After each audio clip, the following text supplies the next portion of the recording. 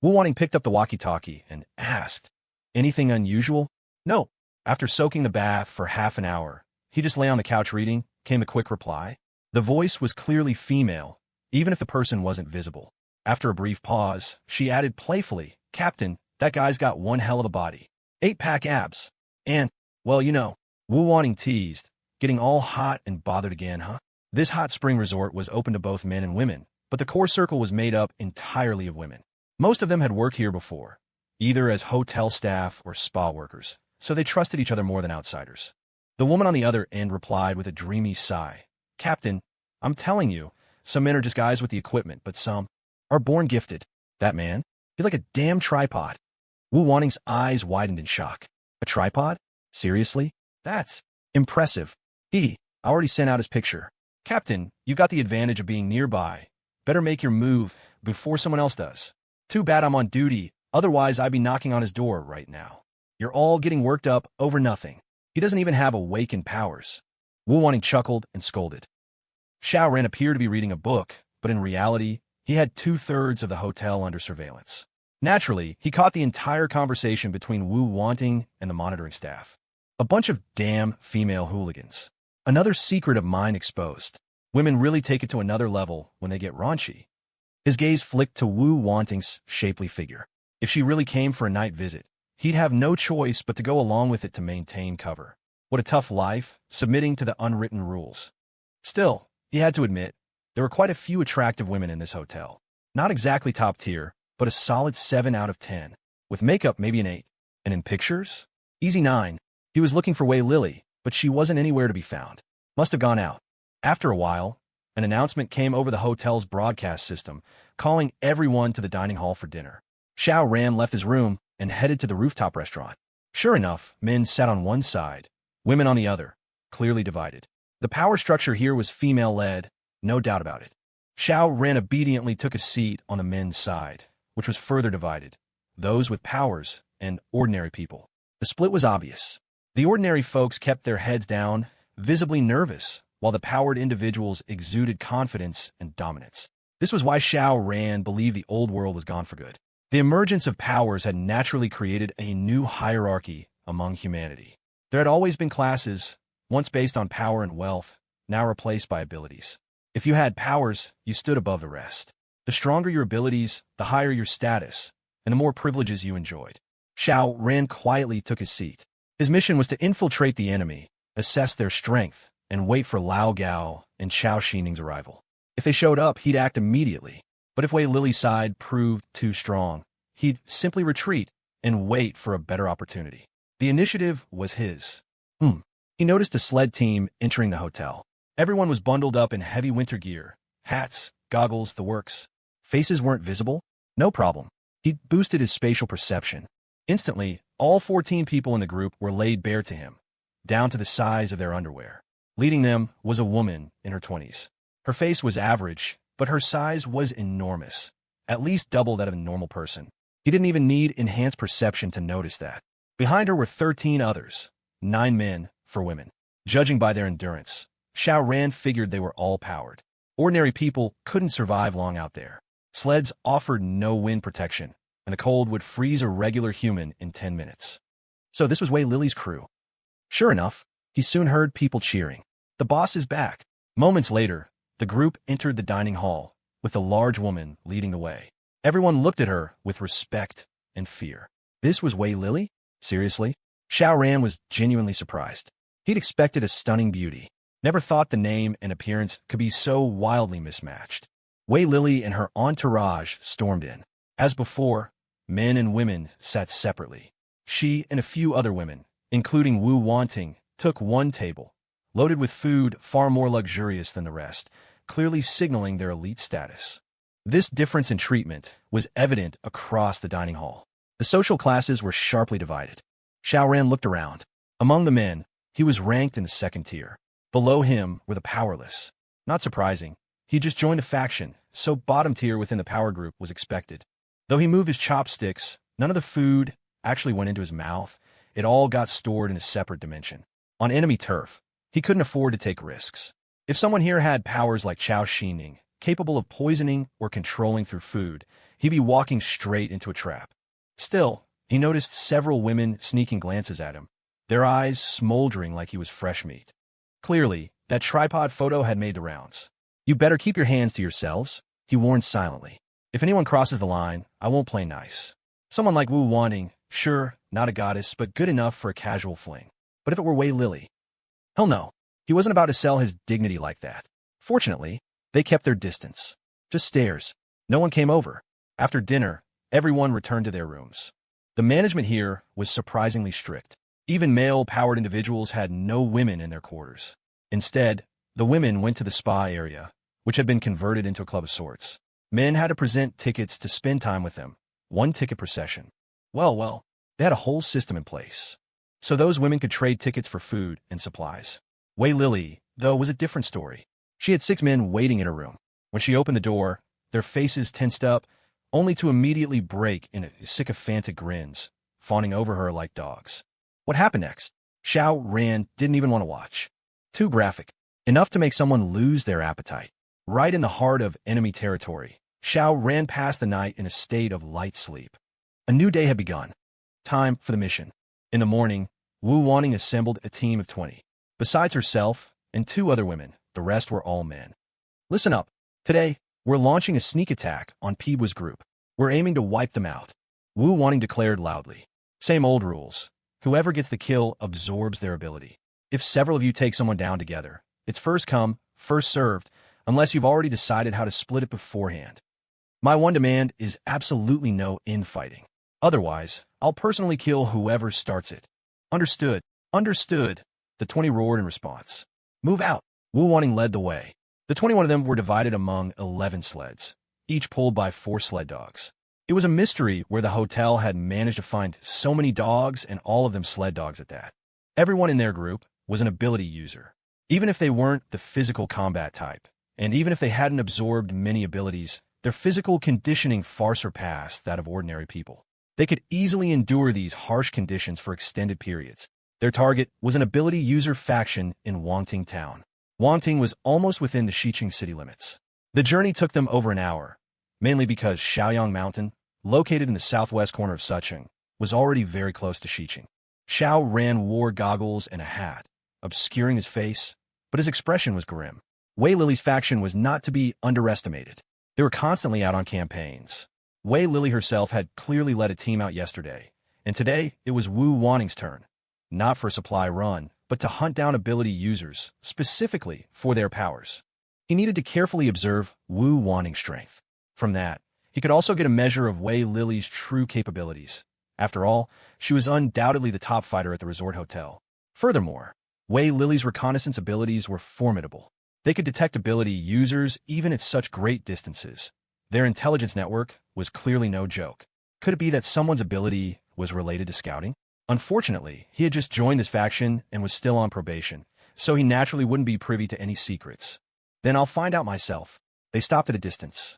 The target was in a hotel about a kilometer ahead. It wasn't a large hotel, more of a budget inn, only 5 stories high.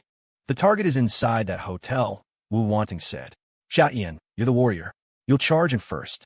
Don't worry about anything else. Just smash into the hotel and flush them out." Ugh, if I'd known, I wouldn't have pretended to be a physical type, Xiao Ran thought. I still have a few ice spikes, chilling winds, iron feathers, and lasers in my storage space. I could have easily faked being another type of ability user, but the quantities are too small. They'd be gone in a few uses. Physical types are different. Brute force is all you need. "No problem," he said with a grin. Just then, a man interjected, "Captain, I've always been the one to breach before. Why give it to a newbie today?" He shot Xiao Ran a look filled with obvious hostility. "Huh, I get targeted even when I'm keeping a low profile." Xiao Ran glanced back at him. Beneath the man's goggles was a burly figure, around 35, with plain looks. "Who the hell are you?" Wu Wanting frowned, clearly displeased, but still explained, "Zhu Chao, your ability is throwing. It's very effective for breaching, but we'd have to find rocks or cars for you, and that wastes too much time." "All right, this discussion is over." Seeing the man still looked unconvinced, she cut him off. "Everyone else, keep up. If you see anyone running out of the hotel, ability user or not, kill them all." Among ability users, it was kill or be killed. So if you didn't submit, death was your only option. Understood. Everyone chorused. Xiao go. Wu Wanting commanded. Xiao Ran shot forward, charging towards the hotel like a raging bull. It was only a kilometer, and his speed was astonishing. In less than a minute, he reached the hotel and crashed right into it. Before he even made contact with the wall, he activated spatial compression. Boom! The wall before him instantly crumbled. Xiao Ran charged through at that exact moment. So even if someone had been watching, it would have looked like he smashed the wall himself, rather than it collapsing on its own. Bang! Bang! Bang! He smashed through several more walls, bursting out on the other side of the hotel. Then, he immediately spun around and charged back in for another pass. Boom! He broke through the final wall and emerged just as Wu Wanting and the others were arriving. Seeing Xiao Ran burst out amidst broken walls and shattered bricks, Wu Wanting and her team had no doubts about his power. Warrior types really are just brutes, huh? Charging recklessly without a care. Wu Wanting couldn't help but recall what someone had said about tripods. She involuntarily glanced at Xiao Ran, then quickly composed herself as the people inside the hotel reacted. Holy shit, you dare ambush us? Kill, kill, kill. Waste every last one of them for me. A man leaped directly from a hotel window.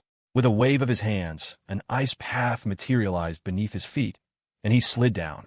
He waved his hands again, and more ice paths extended from other windows, allowing others to smash through and escape without needing the stairs. In an instant, over a dozen men, all of them, poured out. Kill them. Leave no one alive. Wu Wanting shouted as well. The battle erupted. In this situation, even if Xiao Ran wanted to avoid the fight, it was impossible. More importantly, he didn't want to. Why pass up the chance to absorb abilities? The ice ability user from before was already charging at him, immediately unleashing a volley of ice arrows. Xiao Ran shielded his face with his left hand and charged straight forward. He was a warrior now, so he had to fight like one. But as the ice arrows neared him, he stealthily activated spatial compression, crushing them to powder. The remnants of the arrows then struck his body, making it appear as if they had shattered on impact. The deception was flawless. Forget everyone else busy fighting. Even if someone had been staring intently at Xiao Ran, it would have been incredibly difficult to spot what he'd done. The ice ability user, for instance, noticed nothing amiss. He just cursed, "Brutes are so damn annoying," and continued to fire ice arrows. Were they effective? Of course not. They were all obliterated by spatial compression. Xiao Ran reached him. The ability user's face drained of color. Retreat was impossible. How could he outrun a physical type? His only option was to encase his entire body in ice. In this state, his durability increased more than tenfold. However, it had a weakness. Ice lacked resilience, making him extremely brittle. Xiao Ran smiled faintly and threw a punch. The instant his fist connected, spatial compression activated again. Boom! The man was instantly crushed into thousands upon thousands of fragments. Xiao Ran merely touched a few of these pieces, and a warm current flowed into him, roughly equivalent to 4 units of power. Indeed, the longer they've been around, the stronger ability users become. But where exactly are these abilities stored? Xiao Ran wondered. The probability of him happening to touch the specific component containing the ability seemed too low. Whatever absorbed first. Xiao Ran looked for other targets.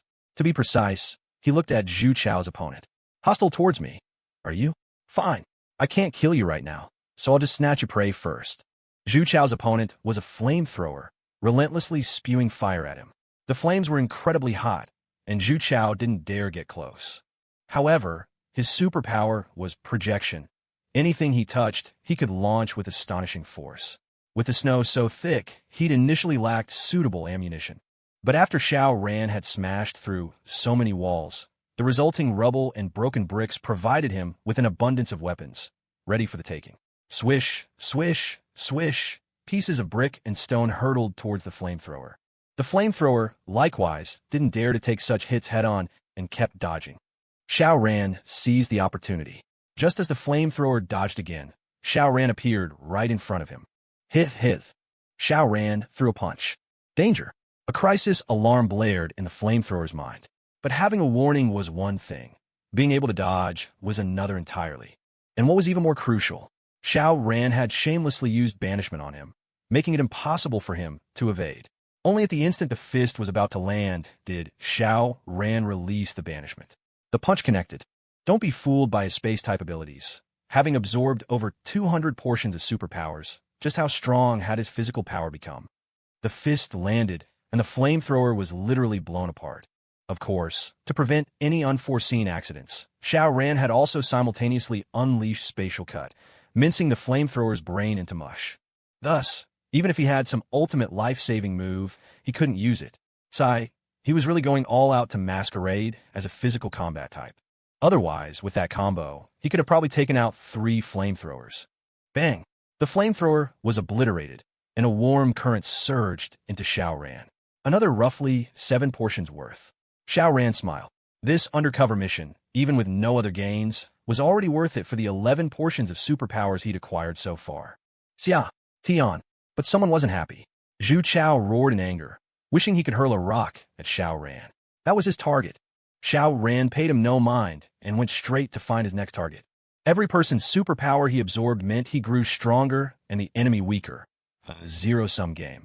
Besides, Wu Wanting had said before that absorbing superpowers was up to individual skill, as long as there was no infighting. Look at his wonderful temper. Zhu Chao was yelling at him, yet he didn't utter a word in retort. Wu Wanting's side had more superpowered individuals, and their individual strengths were also greater. So this was a completely one-sided, no-contest slaughter. The battle ended quickly. Xiao Ran killed the most, though many were kill steals. He dispatched a total of 5 superpowered individuals, netting about 26 portions of superpowers. Wu Wanting was second. She only killed 2, but one of them was the group's leader, P12.I. That one alone might have contained over 10 portions of superpower energy. So, even if she absorbed fewer superpowers than Xiao Ran, it wasn't by a significant margin. Xiao Ran wasn't ready to fall out with Wei Lily's faction yet, so naturally, he wouldn't snatch the captain's prey, although making this decision pained him considerably. Captain, this Yatian is too much. As soon as the battle ended, Zhu Chao immediately went to Wu Wanting to complain. Yes, Captain, this guy stole my prey. And mine. Several others chimed in. Xiao Ran had snatched targets from a total of 4 people, but now 6 were complaining, as 2 of the instances involved 2-person teams. Wu Wanting looked at Xiao Ran, her alluring eyes questioning. Xiao Ran recounted the battle situation, not favoring himself in the slightest, just stating the facts. Wu Wanting thought for a moment, then said, Xia Tian didn't violate my rules. Let's drop this matter. No more talk about it. However, she still glanced at Xiao Ran. You should hold back a bit too. After all, you're comrades. You'll need to rely on each other in the future. Yes. Xiao Ran readily agreed, though he was definitely the incorrigible type who'd do it again. Besides, he thought, I'm not really on the same path as you guys anyway. The battlefield had been cleaned up, but that didn't mean things were over. There were side effects after absorbing superpowers for both men and women. Several of those who absorbed superpowers immediately felt a powerful surge of arousal. For the men, it was an urgent, insistent need. For the women, an uncontrollable flood of warmth and desire. At this point, the men all stared eagerly at Wu Wanting. Their group only had 3 women, and Wu Wanting was by far the prettiest, with a fantastic figure. Large breasts, a generous derriere, voluptuous and curvy. If you knew, you knew. Moreover, she was the captain. Getting on good terms with the captain naturally had only benefits and no downsides. Zhu Chao subconsciously stepped forward. Previously, it had always been him who helped the captain resolve her issues. Xia Tian, you come with me. However, after looking around, Wu Wanting said this to Xiao Ran. A real tripod, huh? Damn it.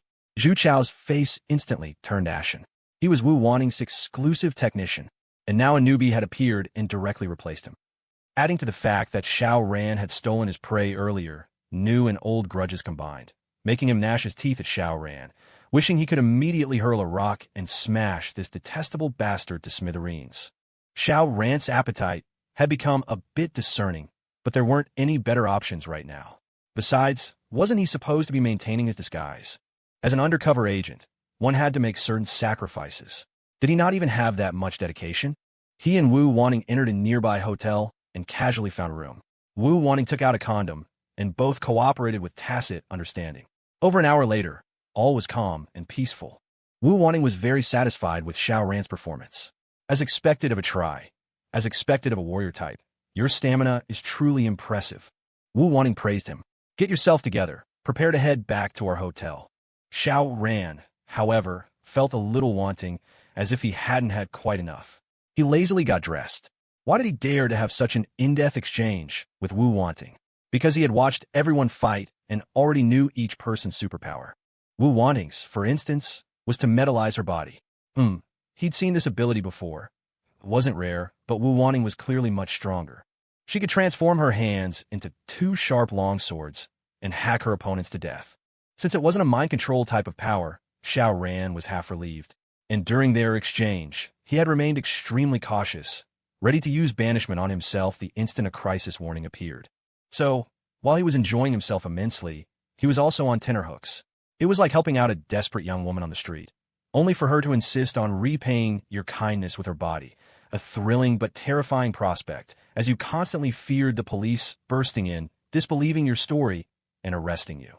Fortunately, Wu Wanting wasn't like a female praying mantis, killing and eating the male after they were done. On the way back, Zhu Chao kept glaring at Xiao Ran with venomous eyes.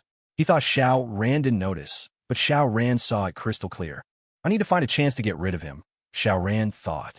Otherwise, this kind of person will definitely stir up some serious trouble. The group returned to the hotel, unfazed. Once inside, they shed their heavy clothes, a collective sigh of relief escaping them as their bodies relaxed. Wu Wanting had just left when Xiao Ran immediately felt a resentful gaze pierce him. He looked back to see Zhu Chao glaring at him, his face a mask of provocation. Seeing Xiao Ran look his way, Zhu Chao raised an eyebrow and flipped him bird. Xiao Ran wasn't about to tolerate it. Guys like him only learn their lesson after a good beating. His plan, beat him up first, then find a chance to finish him off. But before he could make a move, a large group of people burst through the doors, a blast of icy wind howling in with them, accompanied by a cacophony of voices. New stock! New stock! This batch is good quality, quite a few beauties in there. Haha, gonna have some fun later. A line of 13 people were shoved into the hotel, their faces etched with terror. They were residents from a nearby neighborhood, barely surviving the apocalypse for days, only to end up captured. They were ordinary people who had just witnessed the power, terror, and brutality of the ability users. Those who disobeyed were killed outright. Dragged here, they still hadn't recovered from the shock, consumed by endless fear and the biting cold, shivering uncontrollably. Their fear only amused the people in the hotel, who watched them with expressions like cats toying with mice. Some were already sizing up the women among them. In this hotel, women without abilities had only one way to survive: selling their bodies. Xiao Ran scanned them with his spatial sense, intending to ignore them and proceed with his plan to beat up Zhu Chao. But then he froze, his spatial sense locking onto one particular person. A woman. Holy crap, what a small world. Suna, his high school vice class president. Damn it, I just infiltrated this place yesterday. Is my cover going to be blown today? No. 10 years have passed, and he's disguised. Suna shouldn't recognize him. Despite his thoughts, he lowered his head, trying to avoid being seen by Suna. However, someone else misinterpreted his action. What's scared now? Zhu Chao said coldly. Weren't so scared when you were snatching my prey earlier, were you? And another thing, the captain is my woman. You fucking dare touch her? I'll chop your damn thing off, or I'll take your fucking surname. Keep your fucking voice down, asshole. Xiao Ran wanted to smack him. But, just as he feared, Suna looked over. Her gaze swept past Xiao Ran. Then, as if remembering something, snapped back to him, a look of delighted surprise spreading across her face. No way. I even put in colored contacts. How can you still recognize me? We weren't even that close in high school. It's not like we had some life or death romance. How did you recognize me at a glance? No, I can still salvage this. Xiao Ran lunged forward, heading straight for Suna. Suna had indeed recognized Xiao Ran. But before she could utter more than a syllable, he swept her up into his arms, making her cry out in surprise. Little what? You think you can just call me Little Xia like that? Is Xia Tian a name you can shorten so casually? Ha! Never thought I'd run into an old classmate here. Xiao Ran laughed heartily, slapping Suna on the butt and deliberately putting on a lecherous expression. I wanted to do you back in high school. Didn't expect you to deliver yourself to my doorstep. Suna shrieked in shame and anger, struggling in his grasp, completely forgetting to refute Xiao Ran's implication about how she addressed him. What are you doing? A man roared angrily. He was just under 30, handsome and well-built. His name was Uemo, Suna's husband. Seeing his wife suddenly swept up by another man, he was naturally shocked and furious, rushing forward to stop him. Serve you right for your wife almost blowing my cover. If I didn't carry her away now, I'd have no choice but to drop the act and fight. Xiao Ran kicked Hu Emo away. What kind of dog's head are you, daring to ruin my fun? His current persona was that of a reckless, uninhibited brute. Hu Emo crumpled to the ground in pain, curled up like a cooked shrimp, unable to stop Xiao Ran any further. However, a woman reached out to block him, frowning. This woman is hotel property. If you want to have fun with her, you can. Earn contribution points, get vouchers, and then use the vouchers for them. She was the captain of Team 3, Chu Manru. How could Xiao Ran agree to that? He snorted. I've made huge contributions to this hotel, and I can't even have one woman? I'm taking this woman today. Let's see who dares to stop me. With that, he hoisted Su Na onto his shoulder and started heading upstairs. Zhu Chao was overjoyed. Xiao Ran dared to violate the hotel's rules? Ha ha ha, you're courting death. He immediately moved to block him, shouting, Xia Tian, where do you think you are? I advise you to watch yourself. Screw your watch yourself, rat face. Xiao Ran threw a punch. Damn it, I've been itching to punch you for a while now. Something came up earlier, but now you dare walk right into my line of fire. Bang! With one punch, Zhu Chao was sent flying. He tried to dodge, but Xiao Ran had used spatial compression to lock him in place, forcing him to take the hit. Although Xiao Ran wasn't a true physical combatant, the punch packed incredible power. It dislocated Zhu Chao's jaw and knocked out 7 or 8 teeth. His jaw hung at a grotesque angle, his mouth filled with blood, a horrifying sight. This stunned Chu Manru, who paused in her attempt to intervene. Xiao Ran seized the opportunity and continued on his way, still carrying Su Na. Ugh. Zhu Chao had become a complete laughingstock. Despite his injuries and bleeding, no one spared him a second glance, not even Chu Manru. She merely frowned slightly, watching Xiao Ran's retreating figure. A perfect background character. Xiao Ran paid him no mind. Right now, he was in full damage control mode. If he could salvage the situation, he'd continue his undercover act and wait for old Gao. If his cover was blown, well, then it was time to drop the pretense and fight. Who's afraid of whom? Xiao Ran carried Su Na to the second floor. Bang! He kicked open his room door, strode inside, and tossed her onto the bed. Su Na was thrown into a daze, only coming to her senses after a moment. Damn it! Still calling me little Xia? Haven't you learned your lesson? Xiao Ran advanced, and smack, smack, smack, he spanked her repeatedly on the butt. Su Na, both humiliated and in pain, burst into tears. Xiao Ran straddled her, appearing to kiss her neck, but actually whispered a warning. My name is Xia Tian now. If you dare say the wrong name again, I'll snap your neck. Su Na shivered involuntarily, but managed to calm down, her sobs quieting. Xiao Ran, continuously monitoring with his spatial sense, noticed more women gathering in the surveillance room. Not only Chu Manru, but also Wu Wanting and Wei Lily were there. What you all up to? Are you going to stop me or not? In the monitoring room, a group of women was watching. They were the core figures of this faction, and not a single one was male. Boss, are we going to arrest this guy? Someone asked Wei Lily. Exactly. He dared to break the hotel's rules. If we don't make an example of him, it'll be hard to justify. Another chimed in. Wu Wanting quickly interjected. Big sis, this man is a rare fighter type. His performance today was excellent. Please, boss, give him a chance. I get it. Sister Wu has tasted the tripod's sweetness and can't bear to let him go. No kidding. It must have been amazing, or she wouldn't be speaking up for him. The women chattered, all bursting into suggestive laughter. Wu Wanting cleared her throat. At a time like this, I'm naturally being objective. That Xia Tian is indeed incredibly brave and skilled in combat. He deserves a chance. Even if we plan to absorb his powers, we should at least make full use of him first. No need to rush to eliminate him. The women all nodded. Men, of course, were meant to be used. How long they could be used depended on their type of ability. And they were indeed short on fighter types at the moment. Wei Lily pondered for a moment, then said, since we're lacking fighter types, let's keep him for now. However, rules can't be broken lightly. As it happens, I was planning a change anyway. From now on, men will be allowed to keep women, but they'll have to provide for all their food and supplies themselves. We won't even supply a single sheet of paper. If they want to hide a beauty in a golden house, they need to have the means to do so. The women all nodded. The boss had spoken. Who would dare to object? Huh, why isn't this guy going up yet? Someone pointed at the monitor. Is there some problem?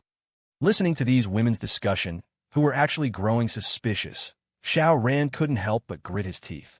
He hadn't expected to be able to bluff his way through, only to get stuck here just when he was about to succeed. Fine then. Beauty Sue, do you know what kind of fate awaits you once you enter here? He asked in a low voice. Suna couldn't help but tremble. How could she not know? Having survived in this apocalypse for over 60 days, she naturally understood how terrifying the world had become, how treacherous human hearts could be. Never mind her life over these 60-odd days. Just today, Chu Manru had led her people into their residential complex, easily killed their ability users, and then taken them captive as spoils of war, bringing them here. What would they face next? Women would be sent to work at the clubhouse to support themselves. And the men, used for experiments, most likely wouldn't survive and would die horrible deaths.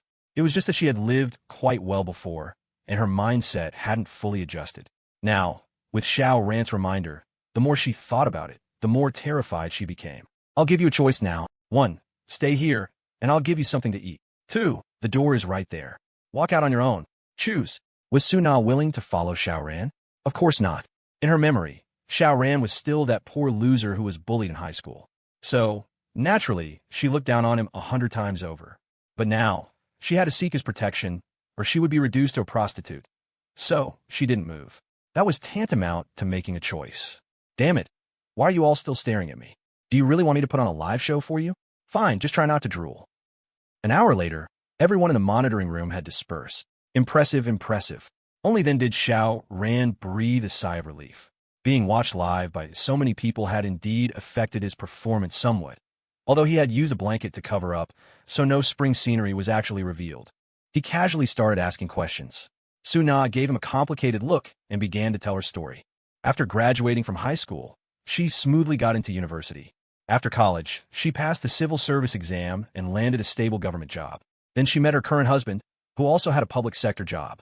Her father-in-law had some power and had already paved the way for his son. Because of this connection, and because Imo was handsome and knew how to sweet-talk, the two quickly got married.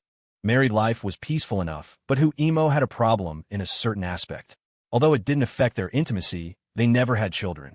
After visiting the hospital, Imo had been taking traditional Chinese medicine to recuperate. But before the medicine could yield any results, the apocalypse arrived. Fortunately, her father-in-law actually became an ability user, and so their family rose to prominence in their residential complex, surviving well by leeching off their neighbors. Her father-in-law was somewhat restrained at first, but as time went on, seeing that rescue was clearly not coming and the world was inevitably collapsing, he began to let himself go completely, killing and raping at will. Thankfully, even a vicious tiger doesn't eat its own cubs. The old man hadn't laid his vile hands on her. Life continued like this until today. Chu Manru led her people over, easily dispatched her father-in-law, captured all of them, killed a few who were disobedient, and then everyone else obediently followed them here. On the way, 2 more people couldn't keep up and were left to lie forever in the icy snow. Just as their family had previously disregarded and toyed with life, they were now being disregarded and toyed with in the same way. In this world now, whoever has the strongest fist can do as they please. Xiao Ran couldn't help but sigh. He had initially thought Suna was somewhat innocent, but in reality, she had also survived by eating human blood steamed buns until now. How could she be called innocent? Remember, my name is Xia Tian now. If you call me by the wrong name even once, he casually dismantled the coffee table with his bare hands. The coffee table. Suna completely lost the courage to resist, merely nodding like a chick pecking at rice. In fact, Xiao Ran wasn't particularly worried about his identity being exposed. Worst case, it would be a fight, or he could just flee. Anyway, a battle with Wei Lily's faction was inevitable, so what difference did it make if it happened sooner or later? Of course, if he could lie low as an undercover agent for a while longer and figure out the details of this faction, that would naturally be even better. That's why he had deliberately carried Suna away earlier and put on such a show. If Suna thought she had grasped his weakness or had some leverage over him, she was sorely mistaken. Before long, someone came to inform him that Wu Wanning was looking for him. So, Xiao Ran went to Wu Wanning's room. This woman seemed to have a particular fondness for squats. She was at it again in tight pants. No wonder her ass was so plump and shapely like a millstone. But, are you deliberately trying to seduce me? Do you have any idea that breaking the hotel's rules is punishable by death? Wu Wanning said without turning her head, her voice icy. Xiao Ran, feigning the look of a reckless brute, said nonchalantly, "Then I'll just leave, big deal." Wu Wanning hadn't expected him to say that. She was stunned for a moment before replying, If I hadn't pleaded for you with the boss's temper, she would have definitely killed you to warn everyone else. You wouldn't have been able to walk out of this hotel's gates. Heh, you're just short on physical type ability users to charge into battle for you. It's not like you genuinely cherish talent, is it? Only then did Xiao Ran feign shock, putting on a timely expression of fear. Then thank you so much, Captain. Wu Wanting squatted down, a smile playing on her lips. And how do you plan to thank me? As long as the captain doesn't say stop, I won't stop. Xiao Ran stepped forward. Is such thanks acceptable to you, Captain? Is he acceptable? Wu Wanting's voice trembled.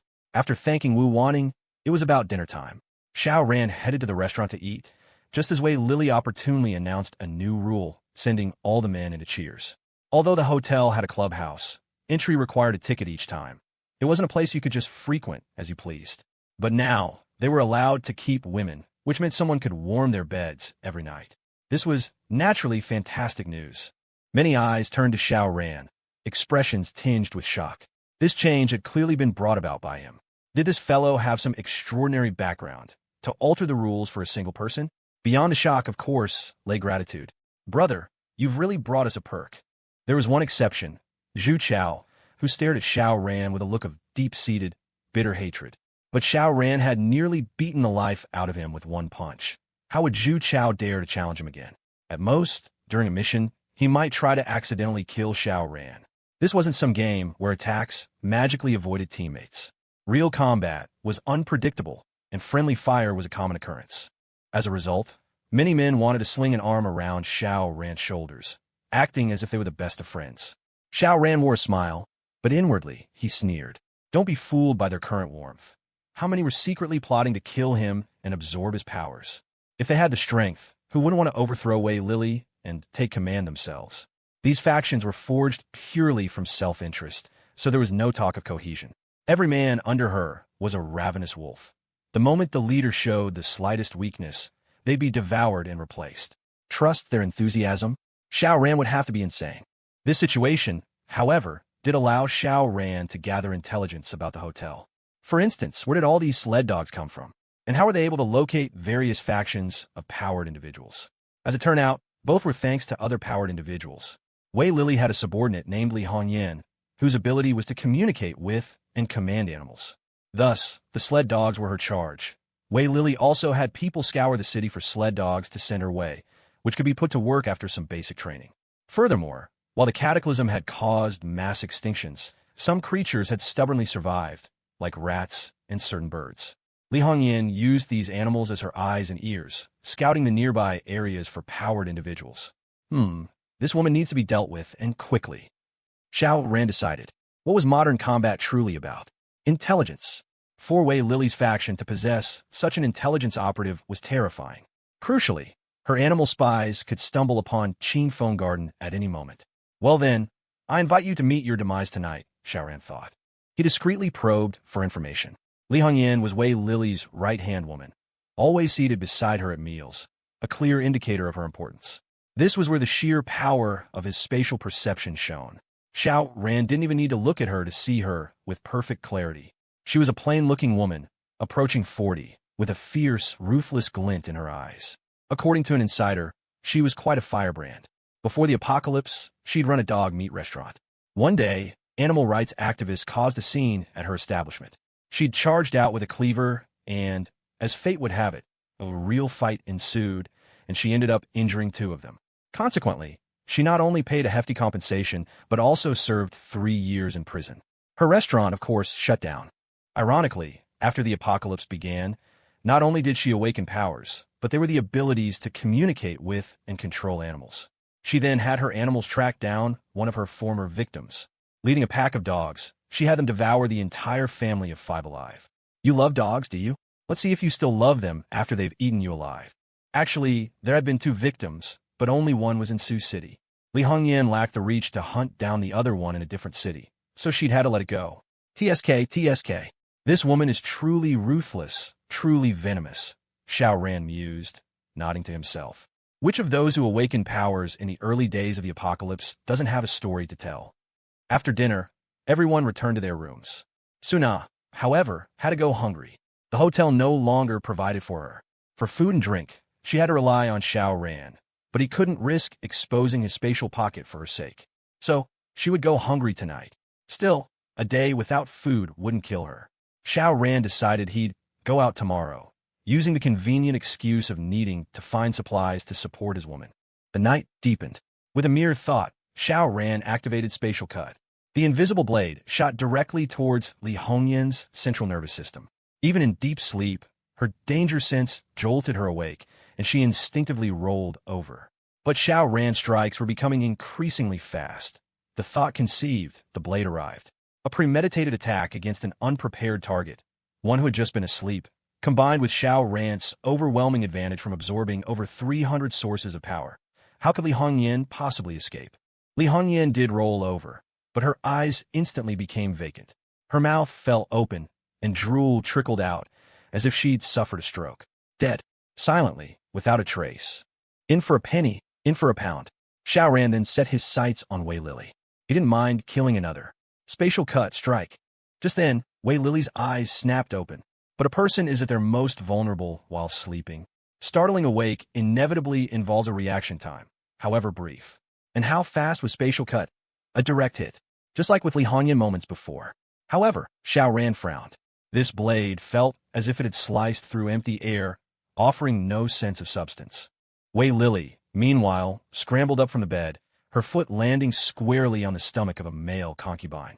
Her immense weight jolted him from his dreams, and he let out a blood-curdling, pig-like squeal. "Shut up," Wei Lily roared. But she weighed nearly 330 pounds and hadn't moved her foot, so the man continued to scream. Wei Lily stomped down hard. The crack of breaking bones echoed as the man's chest caved in. Blood gushed forth. He had died a violent death. Only then did the other male concubines fully awaken, feeling warm liquid splash onto their faces, utterly bewildered. Another strike. Refusing to believe it, Xiao Ran launched spatial cut again. It clearly struck Wei Lily's head, yet it was as if there was nothing there.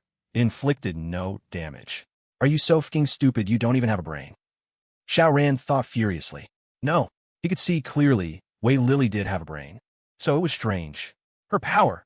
That fat man had mentioned before that when Wei Lily fought Boss Jiang, she would often just open her mouth and eat Boss Jiang's attacks. So, was this woman's ability related to devouring?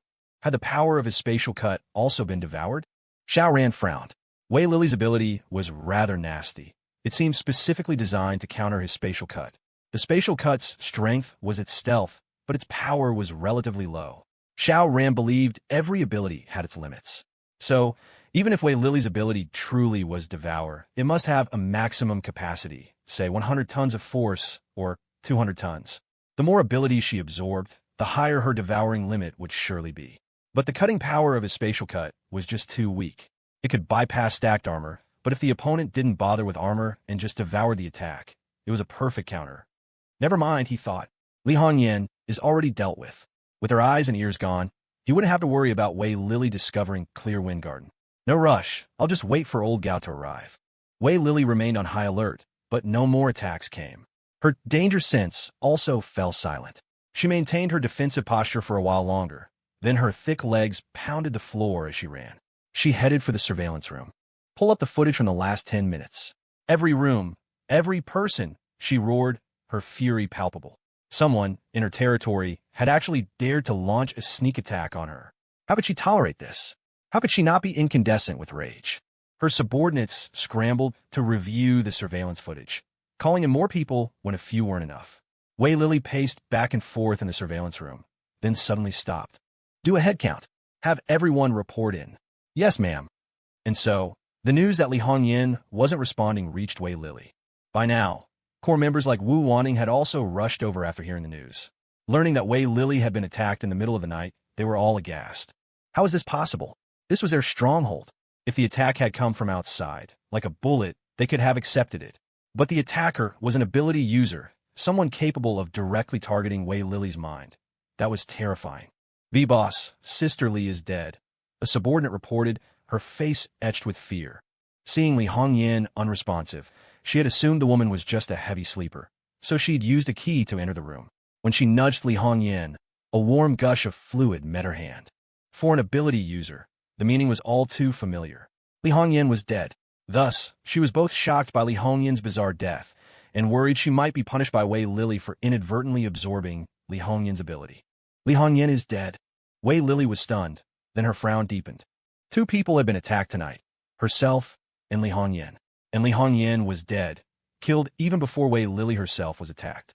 So, this mysterious assailant had killed Li Hongyan first, then come after her. The targets were clear. One was the group's eyes and ears, the other its leader. If both of them died, their organization would naturally collapse. This killer must be inside the hotel, she declared with absolute certainty. Wu Wanting and the others nodded in agreement. Such an attack couldn't possibly have originated from outside. But who could be so damn good to ambush Wei Lily, escape unscathed, and leave no trace for even Wei Lily to find? A remote attack. It could even pass through walls, bypassing defenses, striking vital points. Wei Lily pieced together the attacker's characteristics, with others adding their observations. When they finished, everyone stared wide-eyed in utter disbelief. This person would need X-ray vision, remote attack capabilities, and more. It's impossible for all of that to be in one person. But if it was a coordinated attack by several people, that's even more impossible. Several people coordinating an attack. They had the surveillance footage, and a check confirmed everyone was on camera at the time. No one had moved to a blind spot. Under surveillance, everyone was alone, and no one had a radio. There was no way they could have coordinated. Could someone have a telepathic ability, like Professor X, using themselves as a nexus to link others? Someone suggested. This possibility, everyone slowly shook their heads. If they were really like Professor X, wouldn't they be able to control people directly? Someone else retorted. Maybe it's a weaker version of Professor X, only able to communicate, not control, the first person countered. That left them speechless. Wei Lily held up a hand, signaling them to stop. She had a headache. The surveillance footage offered no clues. Everyone seemed completely innocent. But to say the enemy attacked from outside the hotel was even more preposterous. And was it one attacker, or several? If it was one person, what kind of ability user could achieve all this? Wei Lily thought for a long time before speaking. First, only the few of us here are to know about this.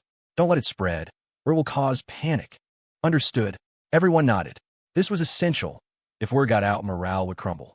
A powerful group like theirs, one ability user mysteriously dead, their leader attacked, and they didn't even know who the culprit was? Wouldn't that be a colossal joke? Moreover, everyone would fear for their own safety, wondering if they'd be next. So, this investigation had to be kept quiet. Second, thoroughly investigate everyone who has joined us in the last 10 days. If you can't find the culprit, expand the search. 20 days, 30 days. We must find this person or group. Yes, ma'am. The others nodded again. Dismissed. Wei Lily waved her hand and walked out first. On the second floor, Xiao Ran smiled faintly, turned over, and went back to sleep. The long night passed. The hot spring hotel seemed to operate as usual. But when Wei Lily and her women saw Xiao Ran and his group again, there was a new trace of fear deep in their eyes. The laughable part was they didn't even know how many assailants there had been. After breakfast, Xiao Ran made an excuse about needing to gather supplies and left the hotel. Except when on missions, ability users like them had considerable freedom and faced no travel restrictions. He had locked Suna in her room. Normally, no one else could get to her, so Xiao Ran wasn't worried about his identity being exposed. But even if it were, it wouldn't matter. They'd just have to turn hostile sooner than planned. Once far away from the hotel, Xiao Ran took out his hovercraft and sped off. Several hours later, Xiao Ran returned to Clear Wind Garden. When he recounted the events of the past 2 days, the women were stunned. You're way too bold, sneaking into the enemy's den all by yourself. You absolutely have to be careful. Hubby, you're amazing, hee. Although Xiao Ran had been gone for 2 nights, the women's evolutionary paths hadn't paused. Zhang Jingya and Zhong Lei had both entered a feverish state, and Su Qingmei was on her 4th day. In about 6 more days, the outcome of her evolution would be clear. Therefore, Xiao Ran definitely had to be back in 6 days. After giving some instructions and making arrangements, Xiao Ran set off again, heading back to the Shaoyang Mountain Hotel. He stopped about 4 kilometers away, put away the hovercraft, and shouldering a large bag, started walking up the mountain. After a short while, Xiao Ran keenly sensed someone was watching him. Xiao Ran hadn't spotted them with his spatial sense, but with his naked eye. The group had burst out from a forest at least 500 meters away, well beyond the limit of his spatial perception. Naturally, he couldn't make out their features that way. However, his eyes were more than enough. After being enhanced by hundreds of abilities, his vision had reached a terrifying level. It wasn't clairvoyance, but it far surpassed that of an ordinary person many times over. There weren't many of them, only 6, and the one in the lead was none other than Zhu Chao. Huh, so they've been waiting for me all this time, Xiao Ran thought with a slight smile. He hadn't even gone looking for Zhu Chao, and here Zhu Chao was, delivering himself to his doorstep. How considerate. They deserve a reward. A few seconds later, Zhu Chao's group of 6 entered the range of his spatial sense. To be able to wait for him out here in such freezing weather, even if they had made preparations against the cold in the forest, wasn't something ordinary people could endure. So, these 6 were likely all ability users. Apart from Zhu Chao's throwing ability, the powers of the other 5 were unknown. And if I don't know, I don't know. You're all just tools to provide more abilities anyway. Xiao Ran wasn't in a hurry to activate his own abilities. They were still a little too far away. A bit closer. However, Zhu Chao clearly wasn't planning to wait. He had already stopped, put down the bag he was carrying, opened it, and pulled out 2 rocks, hurling them at Xiao Ran. Swish, swish. The stones tore through the air, whistling as they shot towards Xiao Ran with astonishing speed. Zhu Chao's ability was object projection, capable of hitting targets up to 200 meters away. At the current distance of only 80 meters, it was his optimal attack range, ensuring both accuracy and sufficient lethal power. Die, bastard. Of course, Zhu Chao wished he could carve Xiao Ran up bit by bit with a dull knife. But Xiao Ran was a physical-type ability user. How would Zhu Chao dare get close? He didn't even dare face Xiao Ran alone. Swish, swish. The stones flew at him.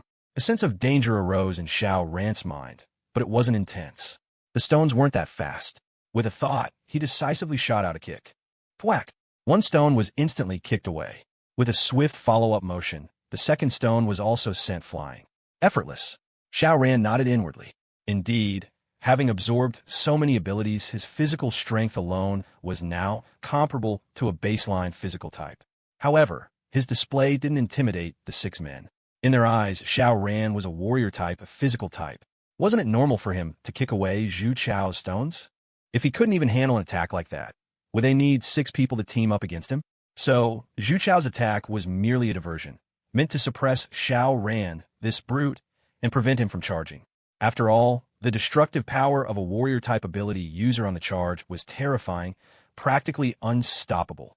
But if he could be pinned down and they could unleash their attacks freely, the outcome would be entirely different. Swish, swish, swish. Zhu Chao continued his barrage, diligently doing his job. Xiao Ran smiled faintly. The other 5 had now entered the attack range of his spatial compression. Excellent. With a sense of ceremony, he clapped his hands together. The 5 ability users immediately found themselves uncontrollably smashing into each other. No amount of struggle helped. Bam, bam, bam. They collided in a heap. The impact left them dizzy and disoriented. 2 almost blacked out. But they were battle-hardened and forced themselves to calm down, each trying to activate their abilities. Fat lot of good it did. They were forcibly squeezed together, one crushing another, as if a steamroller was grinding over them. Instantly, skin tore, flesh mangled, and even their bones shattered one by one. In a flash, all 5 were dead, as easy as crushing 5 ants. In the distance, Zhu Chao was still merrily flinging stones. But as he threw, he witnessed the horrifying scene. What the hell? In that instant, every hair on Zhu Chao's body stood on end. Too terrifying. How could Xiao Ran be this strong? No, this guy was definitely not a warrior type. Even the strongest warrior type would have punched them out one by one, not made them die so bizarrely. What was going on? What kind of ability did this guy have? No, this guy was so powerful, yet deliberately hid his abilities to enter the hotel. What was he planning? I have to report back. He screamed inwardly. Ambus. Ush. I. Plussing their own people in private was a major taboo at the hotel, a capital offense. But Xiao Ran had concealed such crucial information and was terrifyingly strong. He was clearly plotting something big. If he reported Xiao Ran's true strength, he would surely be commended by Wei Lily, not punished. Run, run, run, thump. He suddenly tumbled head over heels. At first, he didn't think much of it, intending to scramble up and keep running. But then, he was horrified to find one leg wouldn't move. Forget it. He tried to hop on one leg. After all, the hotel wasn't far, and as an ability user, his physique was far superior to an ordinary person's. Even on one leg, he wouldn't be that slow. But then he discovered his other leg also refused to obey him. No, I won't give up. I still have my hands. And then, his hands became immobile too. Xiao Ran walked over slowly. During his time treating the patients at Hope Camp, he had gained considerable knowledge of the brain. He now knew very well which parts control the hands or feet. What was the range of spatial cut? 100 meters. So, while Zhu Chao had indeed entered his optimal attack range, hadn't he also entered Xiao Ran's? Soon, Xiao Ran stood before Zhu Chao, looking at the man with a smile. Zhu Chao was shivering, partly from the cold, partly from terror. Just who are you? Let me die knowing. Zhu Chao gritted out, showing some backbone by not crying and begging for mercy. Xiao Ran smiled faintly. I am Chao Xining. With that, a single spatial compression sent Zhu Chao on his way. If there really are such things as vengeful spirits after death, old Chao, you can test the waters for me. Xiao Ran absorbed the abilities of the 6 men, about 32 units in total. Quite a haul. Yet Xiao Ran frowned slightly. Wei Lily's faction was formidable. If even these underlings were so impressive, what about captains like Wu Wanning and Wei Lily herself? Moreover, her ability was extremely strange, capable of devouring attacks. So, besides throwing her into an alternate dimension, was there any other way to kill her? Mulling this over, he disposed of the bodies, ensuring no traces were left. Then, Xiao Ran shouldered his bag and continued up the mountain. 20 minutes later, he unhurriedly arrived at the Hot Spring Hotel. Passing the gatehouse, he entered the hotel, just as he was about to go upstairs to find Su Na to deal with his side effects. A voluptuous woman in leather sauntered towards him. She had cascading wavy hair, lips as red as flames, and exuded sexiness from every pore. As she passed Xiao Ran, she suddenly paused, sniffed the air, then looked at him. You smell of blood. You smell of blood.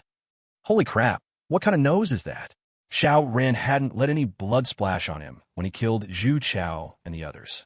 It was purely that after they died, their blood mixed into the air and was carried by the wind onto his clothes, leaving the faintest scent of blood.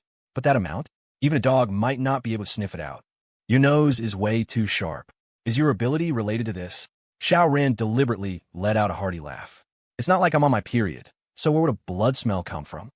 The fiery woman's gaze turned cold, and she said with displeasure, Cut the stupid jokes. Only then did Xiao Ran pat the large bag on his back. I went out to gather supplies earlier. Ran into a few who wouldn't listen, so I offed them. Probably got a bit of blood on me then. He sized up the fiery woman before him with an unbridled gaze. Coincidentally, the side effects of absorbing abilities were kicking in, making his eyes look intensely aggressive. The fiery woman was indeed fiery. She glared at him and said, Try anything funny with me again, and I'll gouge your eyes out. Xiao Ran smirked, deliberately using crude language. Nothing else? If not, I'm going back to play with my woman. With that, he stomped upstairs. Before even entering the hotel, he had already scanned with his spatial sense. His room hadn't been entered. The strand of hair he'd tied to the door was undisturbed. If he had found the door opened, he wouldn't have even stepped into the hotel. Instead, he would have directly bombarded it with sonic stones. Turning hostile early? So what? He opened his room door and walked in. Su Na jumped to the sound, then sighed in relief when she saw it was Xiao Ran. Got any food? I'm starving, she exclaimed.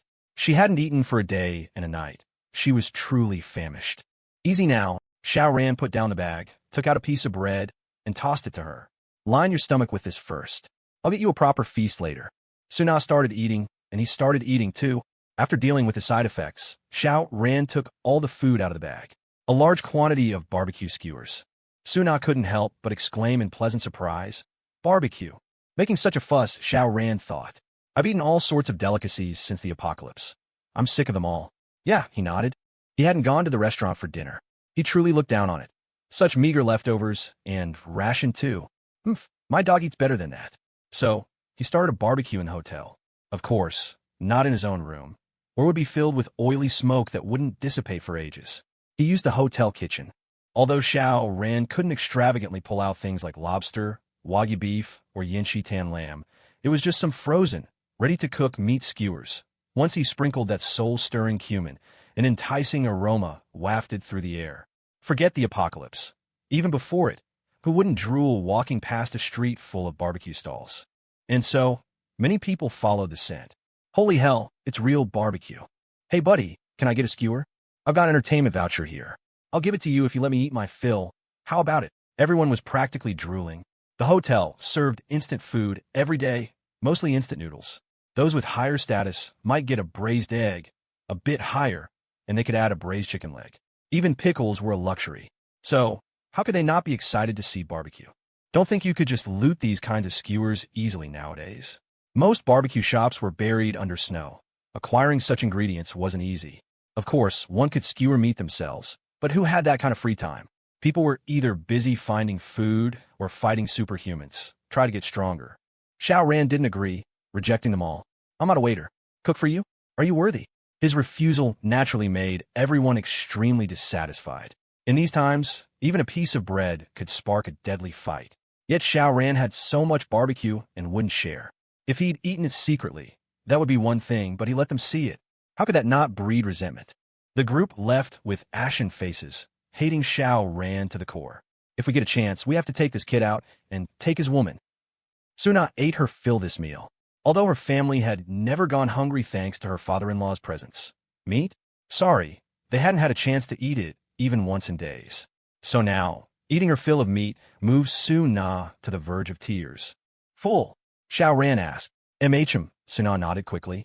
Then let's get some exercise to help with digestion, Xiao Ran grinned. 2 hours later, Suna was already sound asleep. Xiao Ran had no tender feelings for her whatsoever, so she passed out cold as soon as they finished. Xiao Ran appeared to be resting with his eyes closed, but his spatial sense enveloped most of the hotel, observing everyone's every move. He wanted to understand each person's abilities as much as possible, especially those of the captain-level figures. Of course, the one he most wanted to figure out was Wei Lily. This woman could absorb attacks, but did she have other abilities? How many powers had she absorbed, and what were her limits? A night passed. The next day, Xiao Ran got up and strolled into the hotel lobby. In just a short while, several women approached him, overtly and covertly offering to be his woman, on the condition that Xiao Ran would support them, keeping them fed and watered. Xiao Ran politely refused. It wasn't that he'd suddenly lost his libido. I've never been lecherous, but the quality of these women wasn't high. And to have survived this long in the apocalypse, whether they were ability users or not, how many men must they have been through? Especially those in the hotel. This wasn't a matter of finding a kindred spirit. It was like 1,000 soldiers trying to cross a single plank bridge. Too much trouble. Couldn't afford to get involved. These women all left disappointed, naturally developing resentment toward Xiao Ran. In the apocalypse, if you don't help others, they'll hate you. If you do help them, they'll think you're a pushover, testing your limits step by step until they turn on you, fighting to the death. That's why isolated pockets form in the apocalypse.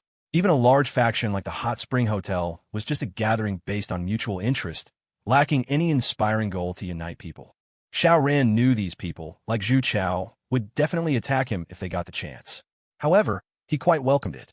It was a good opportunity to slowly dismantle Wei Lily's faction.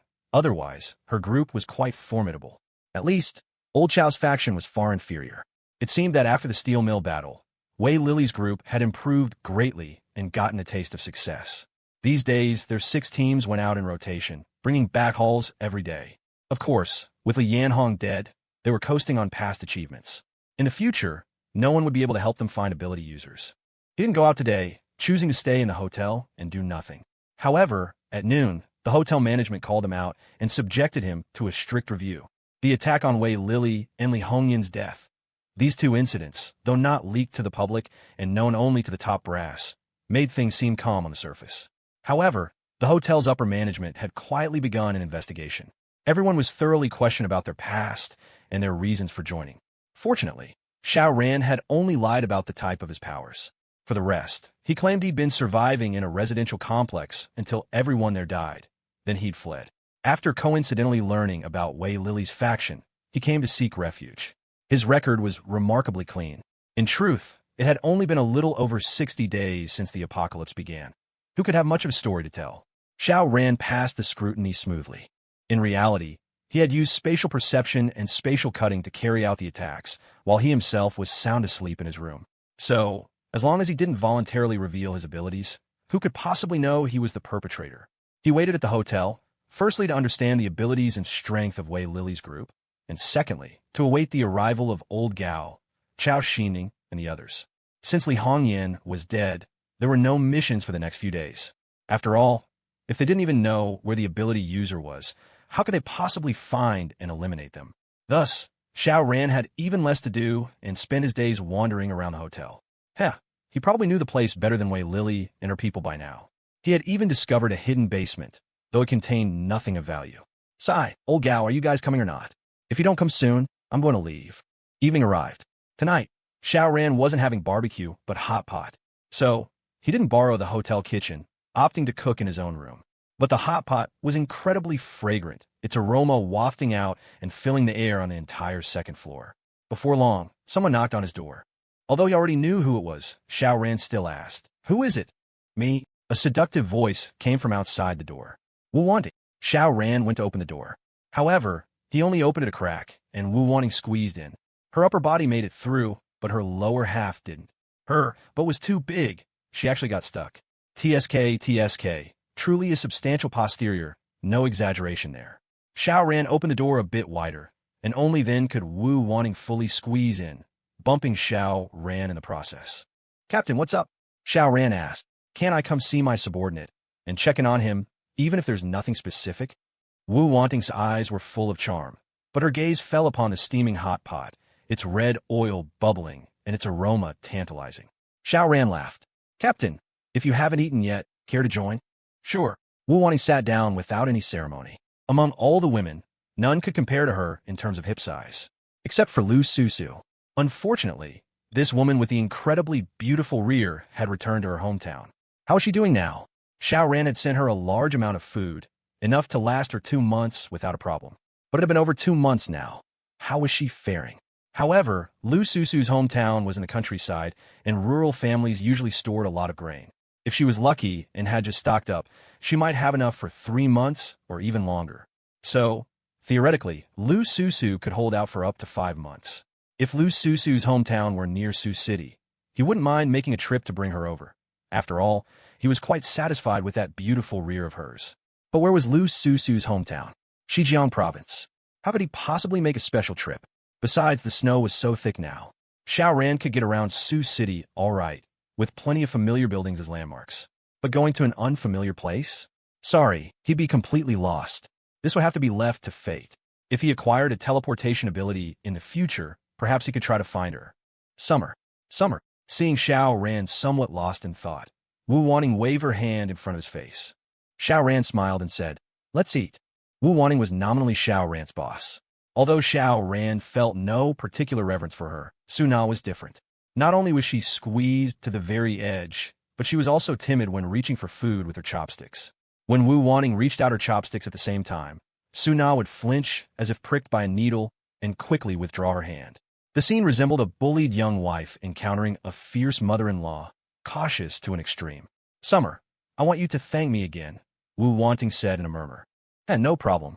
Xiao Ran walked over. Suna shot up to her feet. "I am going to the restroom. It was too much to watch." "Why are you running off?" Wu Wanting said lightly. "Stay here and attend to us. You'll need to bring us water when we're thirsty." Did Suna dare to refuse? This time, Wu Wanting was particularly passionate. Xiao Ran knew why. Earlier, Wu Wanting had been in a meeting in Wei Lily's room. The topic, naturally, was still the attack from 2 days ago. After 2 days of searching, they had no leads.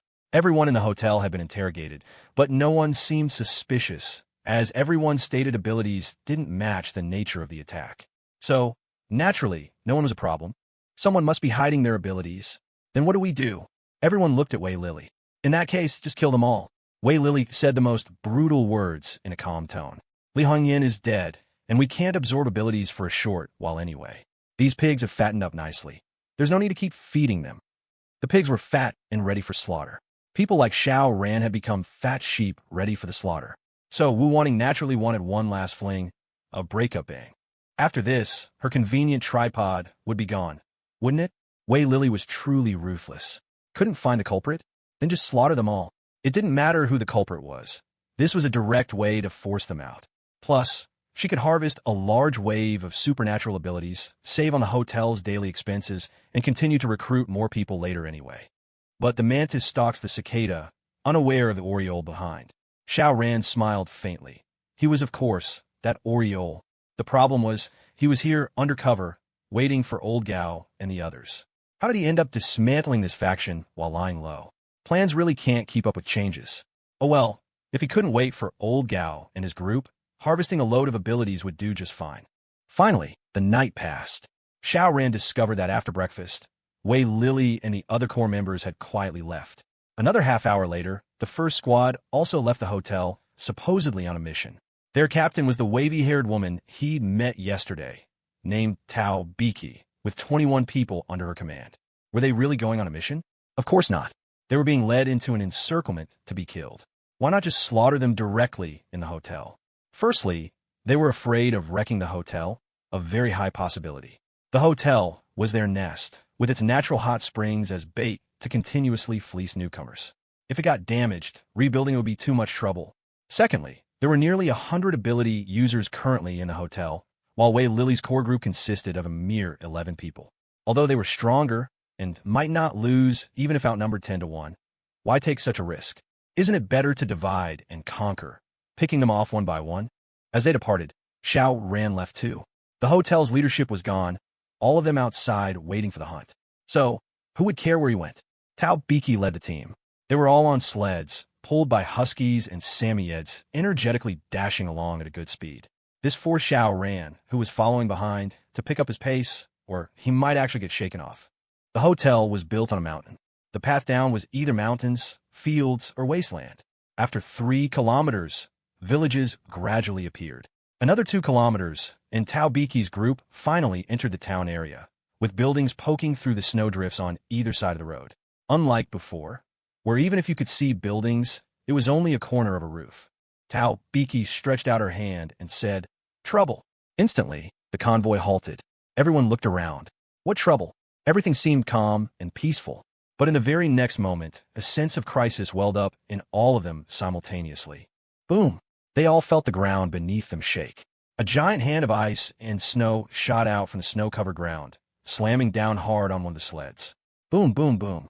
More giant ice hands emerged simultaneously, all striking at the sleds. Ability users were ambushing them. Instantly, everyone scrambled to use their powers, unleashing streams of abilities to counter the giant ice hands. Bang, bang, bang. The ice hands were shattered one after another, but the group's formation was thrown into complete disarray. Swoosh, swoosh, swoosh. A new attack came, a barrage of broken wall fragments, bristling with sharp steel rebars, hurtled violently towards them. The sheer volume was overwhelming. Everyone was out in the street with no cover, forced to rely on their own abilities to defend themselves. Bang, bang, bang. After this wave of attacks, many of them were coughing up blood. Both waves of attacks have been terrifying. If their own power level was equivalent to absorbing about 10 portions of abilities, then these 2 ambushers had absorbed at least 30 or even 40 portions. Their strength completely crushed them. "Captain," they all cried out. Only Tao Biki could match experts of this caliber. Without a word, Tao Biki unleashed her ability. Her power was bestial transformation. In an instant, she transformed into an all-white werewolf, her body swelling to 2 or 3 times its original size, standing at least 4 meters tall. Her clothes naturally burst apart, but her body was covered in a thick layer of white fur, so there was no risk of any indecent exposure. She let out a heavenward howl, her eyes instantly turning blood red. Swoosh! She shot forward incredibly fast, like a silver flash of lightning. However, she charged towards one of her own subordinates, her hand, now a sharp claw, slashing out mercilessly. Thwack! Though the subordinate's danger sense was blaring wildly, he assumed the threat came from the 2 unseen ambushers. How could he have imagined Tao Biki would attack him? Even though he attempted to defend himself at the last moment, his throat was slashed open by her claw before he could even activate his ability. Instantly, blood sprayed out like a fountain. This scene naturally stunned everyone else. Why? However, Tao Biki's slaughter didn't stop there. She charged toward another person. In her werewolf form, her speed was astonishing, easily matching a physical-type ability user of the same level. Yet she also possessed animalistic traits, like her sharp claws, something a physical-type user couldn't have. At this moment, Wei Lily and her group also appeared, joining the fray. Only then did everyone realize the truth. This whole excursion was a trap, designed to lure them away from the hotel so Wei Lily and her cohorts could kill them and seize their abilities. Instantly, curses filled the air. But even though Wei Lily's side was slightly outnumbered, with only 12 people including Tao Biki, against 21, they weren't at a disadvantage. In fact, they held the upper hand. a completely one-sided, crushing advantage. In fact, just 2 or 3 of them working together could have completed this massacre. All 12 of them attacking together simply made the slaughter end quicker and ensured none of them would get injured. In merely 5 minutes, all 21 ability users were dead. Wei Lily distributed the spoils. Each person received 1 or 2 corpses and immediately began absorbing their abilities. Meanwhile, on a distant tall building, Xiao Ran was recording this scene with his phone. Distance an issue? Heh, that's what the Mate 60 zoom is for. By observing this battle, he gained a considerable understanding of Wei Lily and her group's abilities. The others were manageable. No matter how strong their abilities, they were understandable and acceptable. But Wei Lily was truly bizarre. During the fight, she was at the very front, tanking a lot of attacks, yet any attack that hit her simply bounced off. That's right, bounced off. Physical attacks like ice arrows and bricks, and magical attacks like fireballs and lasers. All of them. It was exceedingly strange. Xiao Ran suspected that even if he stabbed her with a supersonic steel rebar, she could make it slide off. It was as if her body was completely immune to force. What about spatial compression then? Xiao Ran mused. That might be worth a try. However, he didn't make a move. He planned to take the video he'd just recorded back to the hotel and play it, instigating a massive brawl. Then he could fish in troubled waters. What was the key? Wei Lily and her crew had just absorbed abilities. There would surely be side effects kicking in soon. If he struck then, he could at least weaken their combat strength somewhat. The attackers from the day before yesterday aren't among these people. It's fine. Let's go back and deal with the side effects first. Tomorrow, we'll gather another group and take them out. Little Tao, you can't go back. Find some random place to stay and figure out how to deal with the side effect yourself. Wei Lily made the arrangements. The 11 of them quietly returned to the hotel. They had left quietly and returned quietly, not alerting anyone, except Xiao Ran. Xiao Ran had already returned to the hotel. After making some slight preparations, he settled in to watch the show. Before long, Wei Lily and her group came back to the hotel. Let's play the video we just recorded during lunch when everyone's gathered. The effect will be explosive, Xiao Ran thought, waiting leisurely, not in the slightest hurry. Soon it was mealtime. Everyone began arriving at the dining hall. Wei Lily's portly figure quickly appeared. Xiao Ran guessed she hadn't had time to deal with the side effects yet. As her face was flushed crimson, there simply wasn't enough time. They didn't have a mission today, but their collective absence from lunch might raise suspicion. If you asked Xiao Ran, they were overthinking it. So what if they were absent? But this was good too. He was about to publicly play his damning recording. Just as Xiao Ran was about to slip away, he was startled. Someone was coming. Not just one person, but a group. And among them was someone he recognized. Xiao Xining. Holy crap. Old Xiao, you're finally here. Xiao Ran decisively stopped. Since Xiao Xining had arrived, he'd wait a bit longer. With outsiders arriving, the gate guard immediately contacted someone via walkie-talkie. Then, a person ran over and whispered a few words in Wei Lily's ear. Others couldn't hear, but it didn't escape Xiao Ran. Gao Liang and Xiao Xining want to see the boss. There are 27 of them in total. Wei Lily couldn't help but raise an eyebrow, a hint of surprise on her face. Xiao Xining, Gao Liang. She had naturally heard of these two. They were both significant figures in their own right. However, Xiao Xining's building materials market had apparently been wiped out, turning him into a man who'd lost everything. But how did he get mixed up with Gao Liang? Gao Liang, that greedy wolf. Let them in, Wei Lily said eventually. Since they were already here, avoiding them wasn't an option. Besides, they only had 27 people. And how many did she have on her side? Haha, all this cannon fodder was perfect to be expended. Once they were dealt with, she could directly absorb their powers. Even trash could serve a purpose. A short while later, Xiao Xining and his group entered the dining hall. It had been many days. Boss Xiao's demeanor. Well, it had changed significantly. He no longer possessed his former high spirits, nor the calm composure of someone who had everything under control. His dark-eye bags were severe, a clear sign of sleepless nights. This was normal. If a man who'd lost everything could still be high-spirited, then this world would be truly bizarre. Moreover, Xiao Xining was alone within someone else's territory. Wouldn't he be on edge? What if old Gao planned to double-cross him, kill him first, and absorb his powers? So how could Xiao Xining possibly sleep well?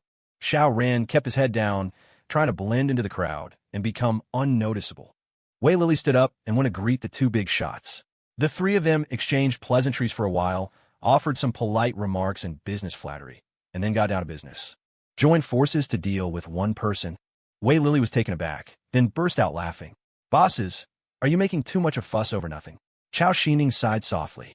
Boss Wei, if your faction had been wiped out by a single person, you wouldn't think it was such a small matter. Wei Lily glanced at him and said coolly, I'm not as weak as you. Damn, that stung. Chao Xining had been trying to appear profound, but her direct retort made him cough, his face flushing red with extreme embarrassment. If their positions were reversed and Wei Lily dared to mock him like that, he would have definitely flown into a rage, killed her, and absorbed her powers. But the crucial thing was he was the one who was isolated and without backing, so he had to swallow his anger. First old gal, and now you, fat woman. You're all laughing at me, huh? Fine. Just wait until I control your subordinates one by one and turn you into commanders with no troops. I like to see what expressions you'll have then. For now, I'll endure it. Chao Xining fumed internally. Gao Yang laughed heartily and smoothed things over, while also offering an explanation. That Xiao Ran is actually that formidable. Wei Lily was shocked after hearing old Gao's description. Then she suddenly froze. Wait. Space abilities? That mysterious attacker. It couldn't be. In that instant, the hairs on Wei Lily's entire body stood on end. Xiao Ran was here, in her hotel. Heavens, had this person anticipated that Gao Liang and Chao Xining would come here. So he came in advance, intending to eliminate her group first, leaving old Gao and the others with no one to ally with? Or, to put it more dramatically, had Xiao Ran come here first, simply waiting for old Gao and his contingent to walk right into his trap? Whether it was the former or the latter, this person was too terrifying. Just as she was about to speak, the huge electronic screen in the dining hall suddenly lit up. Who turned it on? No, who plugged it in? Even more strangely, the hotel's power supply was on a timer. There shouldn't be any electricity at this hour. Then, she saw a portable power station next to the screen. Before she could say anything, cries of surprise and anger erupted in the dining hall. What was playing on the big screen? Scenes of Wei Lily and her group slaughtering the members of the first team. Bloody brutal. 21 people, not one left alive. Then, everyone in the dining hall looked towards Wei Lily and the core members, their gazes filled with intense anger and revulsion. Wu Wanting and the others were aghast. Their operation had been so covert. How could it have been filmed? Moreover, this person was resourceful enough to power up the big screen. Not good. This was going to cause a public uproar. Meanwhile, Chao Xining and old Gao were completely bewildered. What was going on? Did we come at the wrong time? Is there going to be internal strife? Haha. Well, Boss Wei, you all handle your internal affairs first. We'll take our leave, old Gao said immediately. Be wise and protect oneself. A gentleman doesn't stand beneath a collapsing wall. Caution above all else. Old Gao lived by these principles. So, his first thought was to retreat. You all fight it out. When you're done, I'll come back to pick up the spoils. No, to clean up the aftermath. How could Wei Lily let him leave? She smiled and said, Didn't Boss Gao want to discuss an alliance? Fine, let's ally. First, help us deal with some minor household matters. I trust Boss Gao won't refuse. Damn it, if I refuse, will you turn on me immediately? Gao Liang hesitated. Should he help or not? But Wei Lily said at the opportune moment, the Xiao Ran you were talking about. He should be right here. What? Chao Xining and Gao Liang simultaneously sucked in a cold breath, but then immediately showed suspicion. How could it be such a coincidence? We just told you we want to team up against Xiao Ran, and now you're saying Xiao Ran is here? You're probably just trying to use us as your tools to help you quell this rebellion, aren't you? Huh? Why hasn't the fight broken out yet? Sean frowned as he surveyed the tense standoff. Everything looked like it was about to explode, but nothing had happened. Oh, right. Both sides are still hesitating, he realized. Best case scenario, they strike a deal and go their separate ways. After all, even a street brawl can lead to death. What about a battle between powered individuals? Someone's bound to die. He smirked. Fine, let me give you all a little push. With just a thought from Sean, one of the powered individuals suddenly let out a wild scream as his ability erupted. His entire body became covered in colorful feathers, bright and eye-catching. His ability was beast transformation, allowing him to morph into a powerful bird of prey with flight capabilities. Unfortunately for him, none of that mattered when faced with spatial compression. His legs, now talons, kicked out wildly, as if trying to break through something invisible, but it was useless. His range of motion visibly shrank until his legs were locked in place. He couldn't even twitch a finger. His expression twisted in agony, his eyeballs bulging as if they'd burst under the pressure. What the hell? The crowd gasped. Did Whaley's people just make the first move? All eyes turned toward Whaley. What the hell? Don't look at me. Whaley blurted. That wasn't me. Whoosh. Just then, the Birdman suddenly flew straight toward her. But it wasn't voluntary. He was launched by some terrifying force, like a bullet fired from an air rifle. He had no control over it at all. Sean's smile deepened as he opened a spatial portal right in front of Wei Lily. It was notoriously difficult to catch powered individuals off guard due to their danger instincts. Without an element of surprise, most wouldn't willingly step into a spatial gate. But Sean wasn't trying to trap the Birdman. His goal was to trigger Wei Lily's survival instinct. It worked. Wei Lily's hair stood on end. She spotted the Birdman hurtling toward her and instinctively assumed he was the threat. On reflex, her jaw unhinged wide, unnaturally wide, enough to swallow a full-grown man whole. She could devour anything. Whoosh! The Birdman reached her gaping maw and vanished. Everyone saw it happen. Shock rippled through the crowd. She did make the first move. They didn't know how Wei Lily and her people had made the Birdman fly over, but there was no mistaking what they saw. Wei Lily opened her mouth and swallowed him whole. Backstabbers! This is outrageous. We're done playing nice. Kill them. Fury surged like wildfire. Most survivors were selfish to the core, unwilling to risk their lives for others.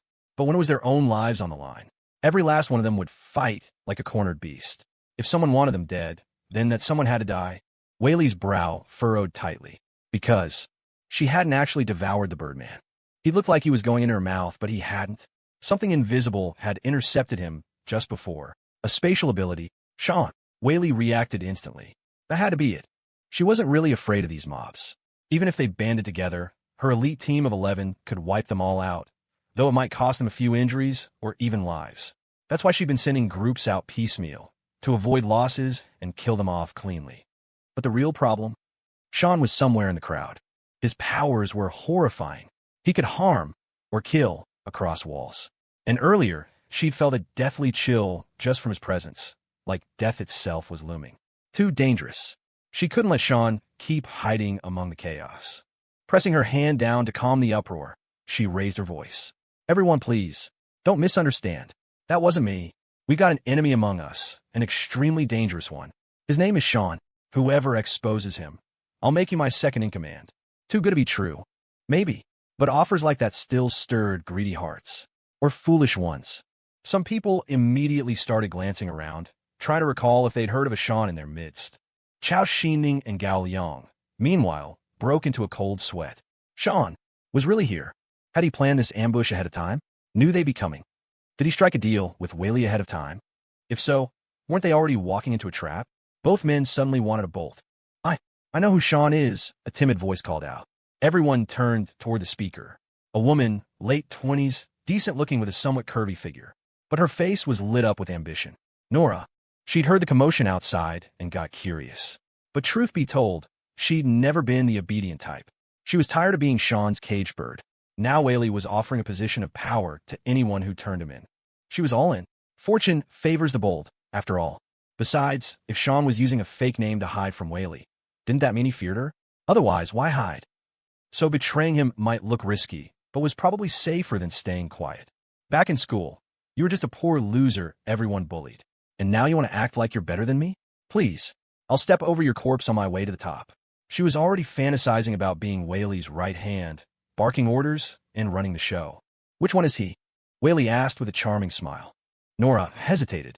You'll really make me your second in command? Of course, Wei Lily smiled sweetly. For a day, at least. Nora bought it. She opened her mouth to answer, but before she could speak, a massive force slammed into her, hurling her straight toward Wei Lily at breakneck speed. Wei Lily's instinct screamed again. Without thinking, her mouth opened, and Nora vanished. The crowd went wild.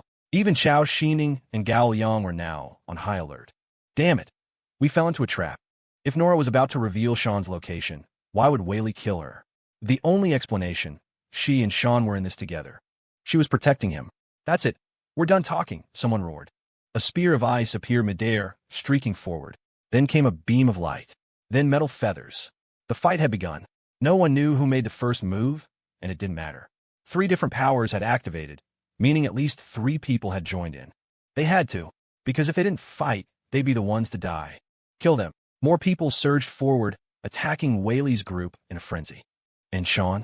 He just smiled, quietly slipping deeper into the crowd. His work was done. Damn it, Wei Lily cursed, her mouth suddenly opening again, wider than ever. It was now the size of a water barrel. All the incoming attacks vanished in her maw. She chewed thoughtfully, as if savoring dessert. Not a scratch on her, but she was pissed now, and she knew the situation had spiraled beyond control. Kill them all, she roared. And just like that, the battlefield erupted into chaos. Boss Gao, let's get out of here quickly, Chao Xining said to Gao Liang. He truly regretted it. If he'd known, he wouldn't have come. Why put himself in danger? What was the point?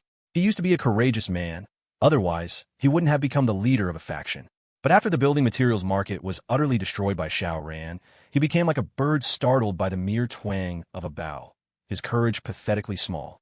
The slightest disturbance made him think of fleeing. Gao Liang, however, showed a different side at this moment. No, we can't leave. This is the perfect opportunity to fish in troubled waters. He had a fierce look on his face. Sioux City rarely sees so many ability users gathered like this. If we seize this chance, we can feast until we burst. Fortune favors the bold. He wouldn't do anything he wasn't sure about, of course, but now he was full of confidence, certain he could catch a few big fish. Chao Xining, on the other hand, was breaking out in a cold sweat. Was he the only sane one here? If Wei Lily teamed up with Xiao Ran, you still want to fish in troubled waters? Don't get yourself killed in the process. I'm not fucking playing with you psychos anymore. Cooperate with madmen? He wasn't crazy. The entire hotel had become a battlefield, with all sorts of abilities flying around. The destructive power was considerable, and most people couldn't escape unscathed because you never knew where an attack would come from. Xiao Ran seemed to be holding back, constantly dodging, but in reality, he was never idle, occasionally using a spatial cut or spatial compression. Spatial gates opened everywhere, sucking in ability users who were sent flying. The scene was chaotic. Even if ability users had danger premonitions, how could they tell where the danger was coming from? What does it mean to fish in troubled waters? This was it. He was making a killing on the sly. Although he hadn't caught all the ability users in one go, at least 80% of them had been pulled into his dimensional space. He could eat his fill again today. Maybe he'd even awaken a new ability. Like teleportation. As the saying goes, persistent thoughts will eventually be answered. Big bro luck, please grant me teleportation. Because Xiao Ran's strategy was to fish in troubled waters and strike covertly, he kept dodging. With his spatial perception giving him a grasp of the overall situation, he could always find relatively safe spots. However, no matter how he dodged, occasional attacks still came his way, but Xiao Ran could easily resolve them with his abilities, leaving no trace. But this time, someone happened to retreat right towards him, an acquaintance. It was Wu Wanting, with whom he'd shared a few intimate encounters. Wu Wanting, of course, saw him too. Her eyes flickered slightly, and she attacked without hesitation. Her two metallic hands transformed into cold, massive swords, one thrusting, one slashing. Ruthless, heartless. These women were like female praying mantises. To them, men were disposable commodities, good for one or a few uses. If they killed one, they killed one. They could always find another later. Food was scarce now, but were men hard to find? What a pity, Wu Wanting said with a look of regret as she charged at Xiao Ran. I'll miss your tripod. Xiao Ran laughed. But I won't miss you. He had so many women, and his involvement with Wu Wanting was merely an act, just to infiltrate enemy lines. So how could he possibly miss her or feel reluctant to part? He reached out and pressed down, and Wu Wanting was instantly immobilized, trapped by spatial compression. However, this woman was quite formidable. After turning her whole body metallic, she was actually resisting the immense force of the spatial compression. Instantly, her entire body rang with clanging sounds, and the surface metal shattered, falling to the ground. Fortunately, since her entire body was metal, most of it remained unaffected. Impressive. Xiao Ran was slightly surprised. This woman could actually somewhat resist spatial compression. Her strength was indeed considerable. No problem. He first opened a spatial gate beneath Wu Wanting, then released the spatial compression. Under the pull of gravity, Wu Wanting would naturally fall in, and he could eliminate her effortlessly. In that instant, Wu Wanting's hair stood on end. She felt as if the 18 levels of hell lay beneath her. She would die. She would die. She would die. In this life-or-death moment, she erupted with unprecedented power. Swish, swish. She suddenly extended her arms. After turning metallic, her arms could actually extend a great deal. Each arm grabbed a light fixture, and with a swing, she managed to avoid the trap beneath her feet. Holy crap, she's tough. Wu Wanting, still shaken, stared at Xiao Ran in horror, her face filled with disbelief. The dangers she'd just encountered. Were they all because of Xiao Ran? Definitely. Who else could it be? So, this person wasn't some warrior type at all. It was well known that ability users strengthened their physique after absorbing abilities far surpassing ordinary people. But how many abilities would one need to absorb to reach a level comparable to a warrior type? Hiss. She immediately understood. This man was the mysterious person who had assassinated Li Hongyan and ambushed Wei Lily. And there was a 99% chance it was Xiao Ran. Heavens, she had actually slept with this man. The mere thought sent shivers of terror down her spine. She was just about to expose Xiao Ran's identity. But although she yelled out the name Xiao Ran, everyone else seemed oblivious. Not a single person glanced her way. What was going on? She had been banished by Xiao Ran. Since her body was in another dimension, how could her voice possibly travel out? Even if she screamed at the top of her lungs, only the banisher, Xiao Ran, could hear her. Time to liven things up. Xiao Ran smiled faintly. I'm about to unleash my ultimate. You all better be ready. A spatial gate opened overhead, and then several thousand sonic speed steel rebars rained down. How fucking terrifying was that? Holy FCK Xiao Ran. Chao Xining had a full-blown stress reaction and blurted it out. This wave of attacks didn't distinguish between friend or foe. It was a massive area of effect, AoE, attack, sonic speed. Even if each hotel floor was over 4 meters high, how long would it take for sonic speed rebars to fall? Who could react in a few milliseconds? Besides, it was a chaotic melee, and everyone's danger senses were already screaming. How could they possibly distinguish where this new threat was coming from? Hood, hood, hood, hood. The rebars slammed down violently, piercing through floor tiles one after another. In an instant, the floor was riddled with holes. The destructive power of this attack was too immense. The terrifying force destroyed the floor's load-bearing structures. Boom! The entire floor collapsed, and so, rubble, broken walls, and bodies rained down to the floor below. From this alone, over 90% of the people met a violent end. There were exceptions, of course. For instance, Wei Lily and a few of her captains, Chao Xining, Gao Yang, plus 2 of Gao Yang's capable lieutenants. They had absorbed enough abilities, and their strength was formidable, allowing them to survive this wave of attacks. However, every one of them was covered in dust and looked utterly wretched. They all turned their gazes toward Xiao Ran. Why was everyone staring at Xiao Ran? Because he was the only one standing alone on the floor where the restaurant used to be. He hovered there, poised in the void, like a deity. He'd actually used banishment on himself. Otherwise, he'd have had to dodge that volley of rebar too. Ugh, he'd overdone the showboating a bit. A slight miscalculation. Xiao Ran scratched his head, feeling a little awkward. But to everyone else, Xiao Ran looked incredibly cool, standing unsupported in midair. It was a massive shock to them all. Could anyone else do that? Impossible. They stopped fighting. For one, not many of them were left. For another, Xiao Ran had revealed himself, naturally giving them a common enemy. Meanwhile, the awkward Xiao Ran tossed ordinary stones out of his dimensional space, building a small mound beneath his feet. Only then did he cancel the banishment and casually step down. Truth be told, he would have been fine even if he'd just fallen. It was only about 4 meters. But since he'd already put on a show, he had to maintain his cool image. He smiled faintly. So, we finally meet formally. I am Xiao Ran. Xiao Ran. Wei Lily clenched her fists, her voice cold. I don't believe we have any conflict. Why are you targeting me? Xiao Ran chuckled. Boss Wei, how can you say something so naive? Among espers, isn't it just a matter of kill or be killed? Didn't you all just kill the 21 people in that recording? What? Now you're playing the victim. I won't stand for that. So, spare me such sanctimonious, idiotic nonsense. Wei Lily suddenly burst out laughing, as if she'd completely forgotten her earlier anger. A spatial esper, TSK, truly rare and unusual. I hear you have over 3 billion in supplies. Is that true? What if it is? What if it isn't? Xiao Ran smiled. Even if the whole world said he had them, he'd never admit it himself. Wei Lily looked at Chao Xining and Gao Yang. Bosses, shall we team up? Gao Yang had initially wanted to slip away. Then, hoping to snag some easy loot, he decided to stay and fish in troubled waters. But he hadn't caught any fish. Instead, most of his men had been killed, making him feel like he'd lost 10 billion. However, after the dust settled, those who survived were the cream of the crop, the elite of the elite. And having already suffered such heavy losses, he couldn't stomach not recouping them from Xiao Ran. All right, he said with a laugh. Then, Boss Wei, Let's cooperate sincerely. We absolutely must remain united amongst ourselves. Naturally, Wei Lily said lightly, then looked at Xiao Xining. Boss Xiao, what do you say? In truth, Boss Xiao really wanted to bail. Xiao Ran's sonic rebar attack was terrifying, not to mention the sonic stones. His entire base of operations had been practically wiped out by those two waves. Rocket launchers could destroy buildings and kill ordinary people, but they weren't much of a threat to espers.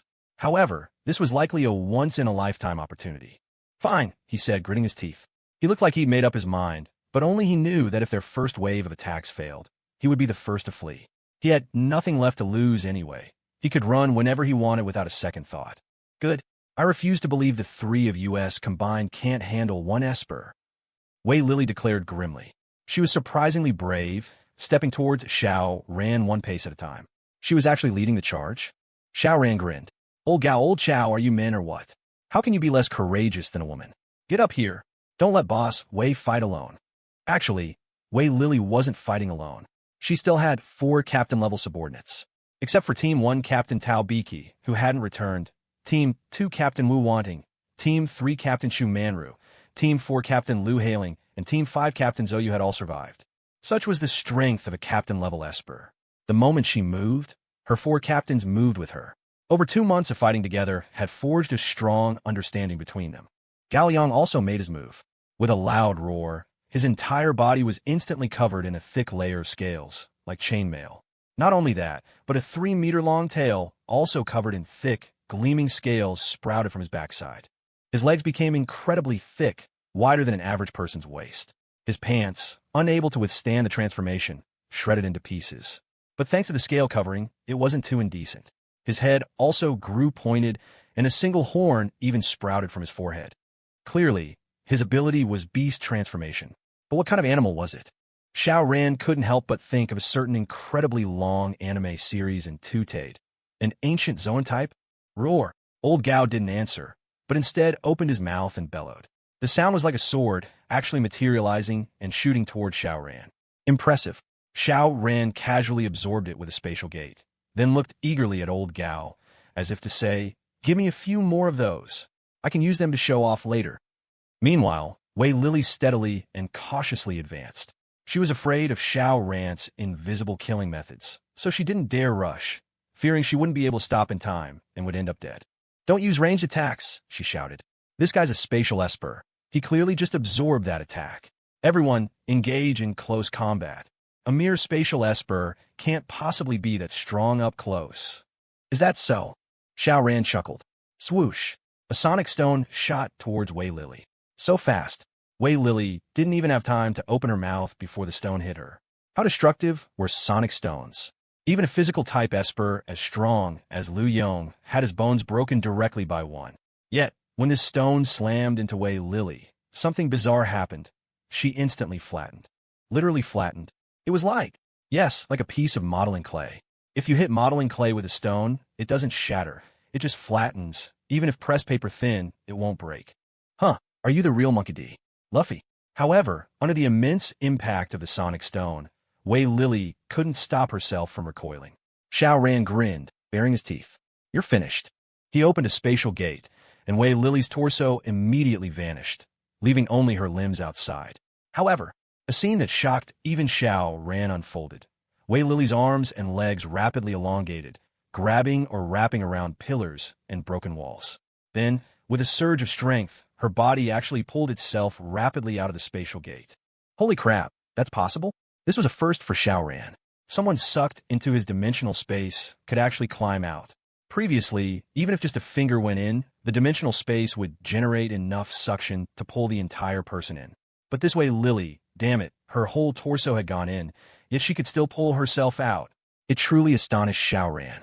He hurriedly tried to close the spatial gate, but it seemed to be stuck, completely unable to shut. At that moment, Wei Lily erupted with her full power and finally escaped from the spatial gate. Incredible. Absolutely incredible. Xiao Ran felt like giving Wei Lily a thumbs up. She was the very first person to enter the spatial gate and survive. That alone was enough for her to be immensely proud.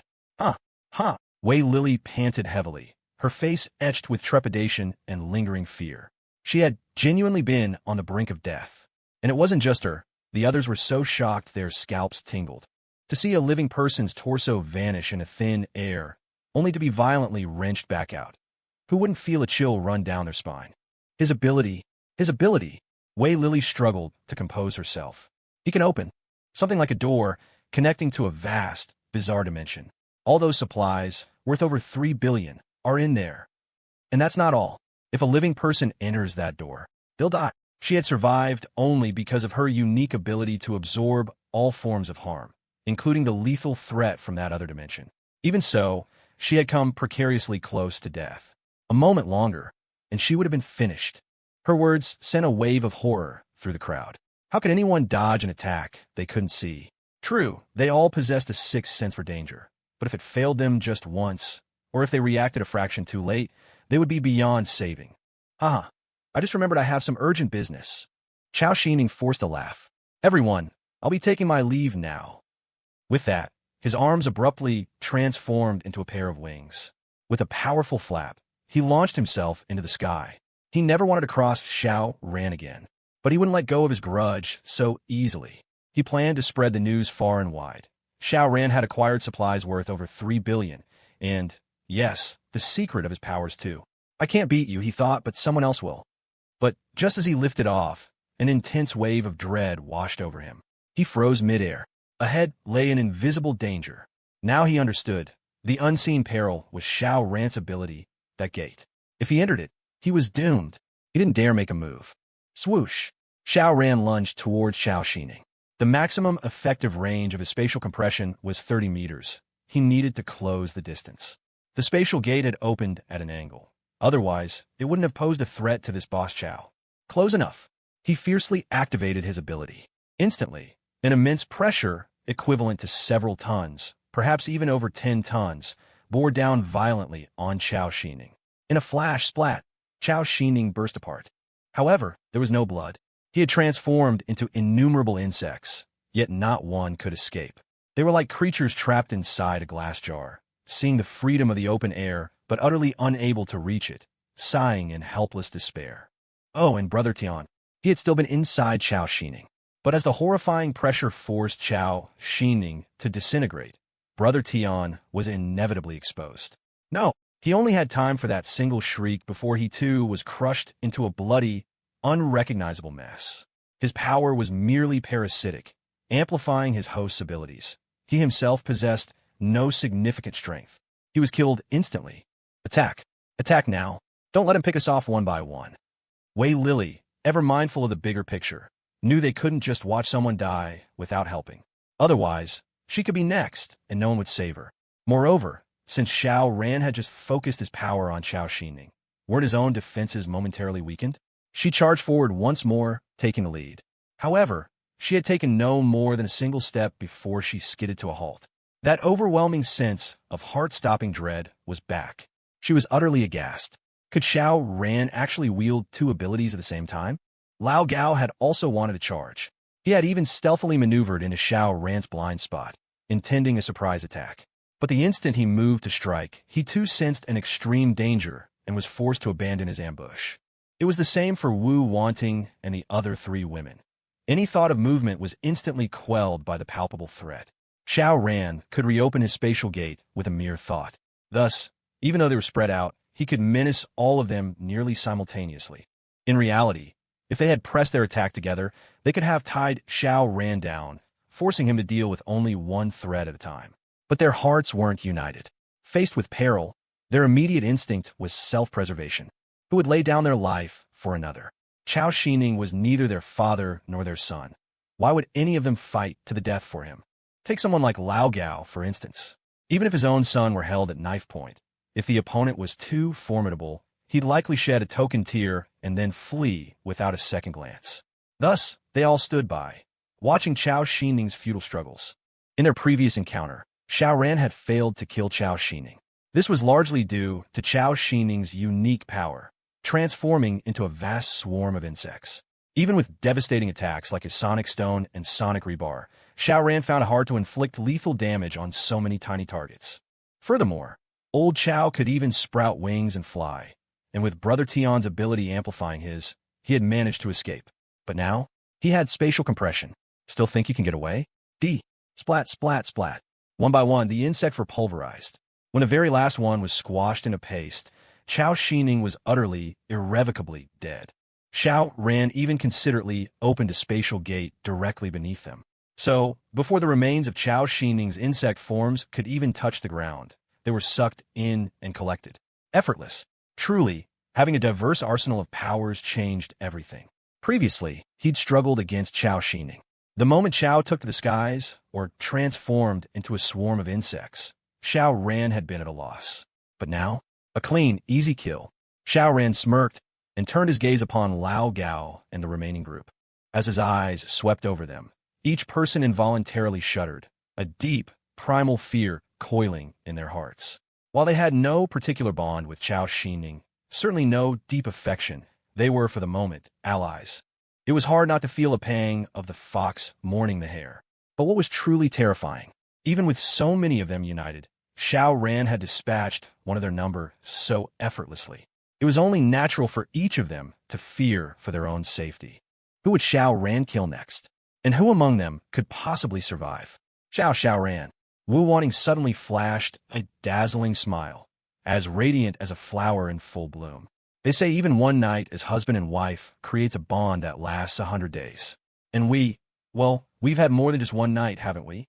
Several, in fact. How about I follow you from now on? Traitor. Instantly, Wei Lily and the women beside her erupted in curses. And when women started slinging mud, their curses could be far filthier than men's. But Wu Wanting completely ignored them, her eyes fixed on Xiao Ran, eagerly awaiting his answer. All right, Xiao Ran chuckled. Wu Wanting was overjoyed and began to walk toward Xiao Ran, her ample curves swaying with a captivating, sensual rhythm.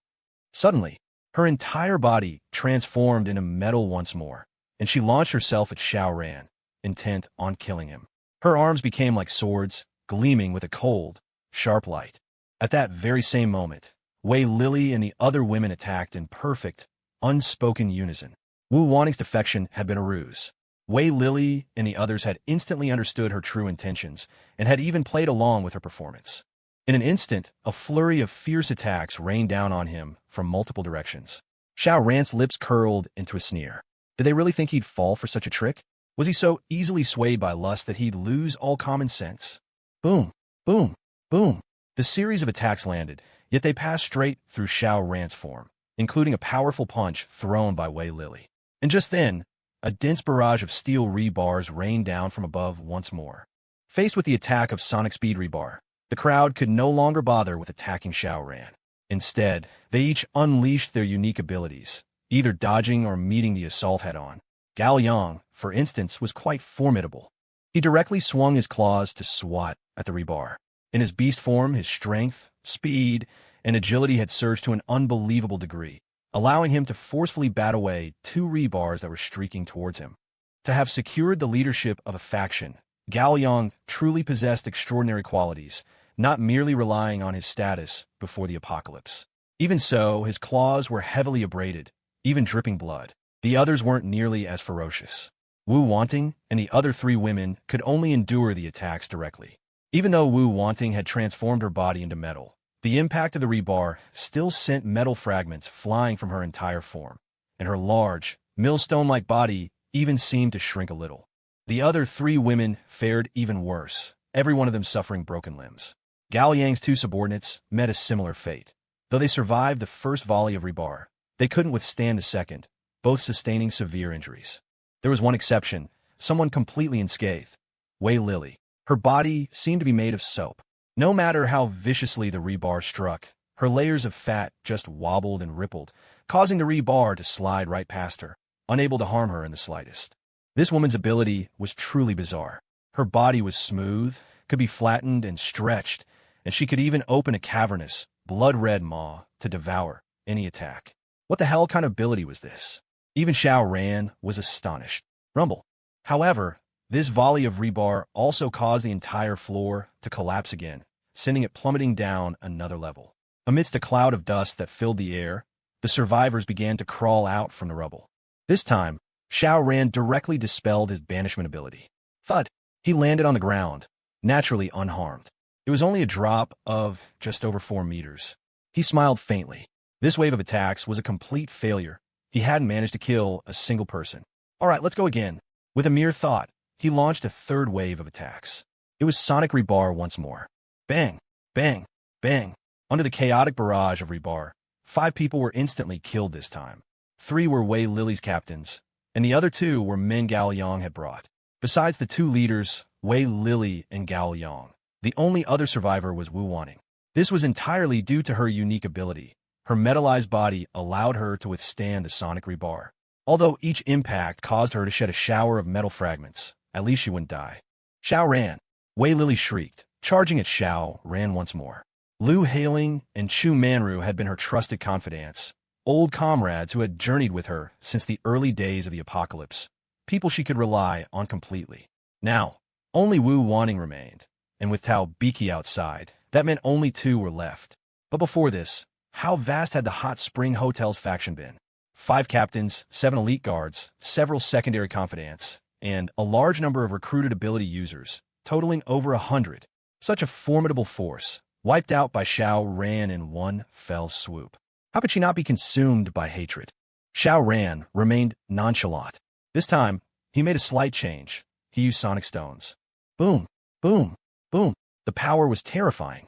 Massive stones rained down, each propelled by immense kinetic energy. Their impact no less devastating than a small bomb. A volley of several hundred, and in an instant, the entire hotel was razed to the ground. Sonic Rebar was suitable for precise targeting, while sonic stones were an excellent weapon for demolition. Under such an onslaught, all were equal. Dust filled the air, obscuring all vision. But this had no effect on Xiao Ran. In fact, what else did he do? He opened a spatial gate beneath the falling debris, directly collecting the corpses that tumbled down. He had wanted to collect the living as well, but those who remained were masters among masters, not so easily captured. After this wave of attacks, even Wu Wanning couldn't hold on. She was forcefully crushed flat and then drawn into his dimensional space. She wasn't like Wei Lily, whose body possessed astonishing elasticity and regenerative power. The entire hotel had been reduced to utter ruins. Xiao Ran dispelled his banishment, tossed an ordinary stone beneath his feet, used it as a momentary foothold, descended slightly, then tossed another stone to repeat the maneuver. After a few such steps, he landed smoothly on the ground.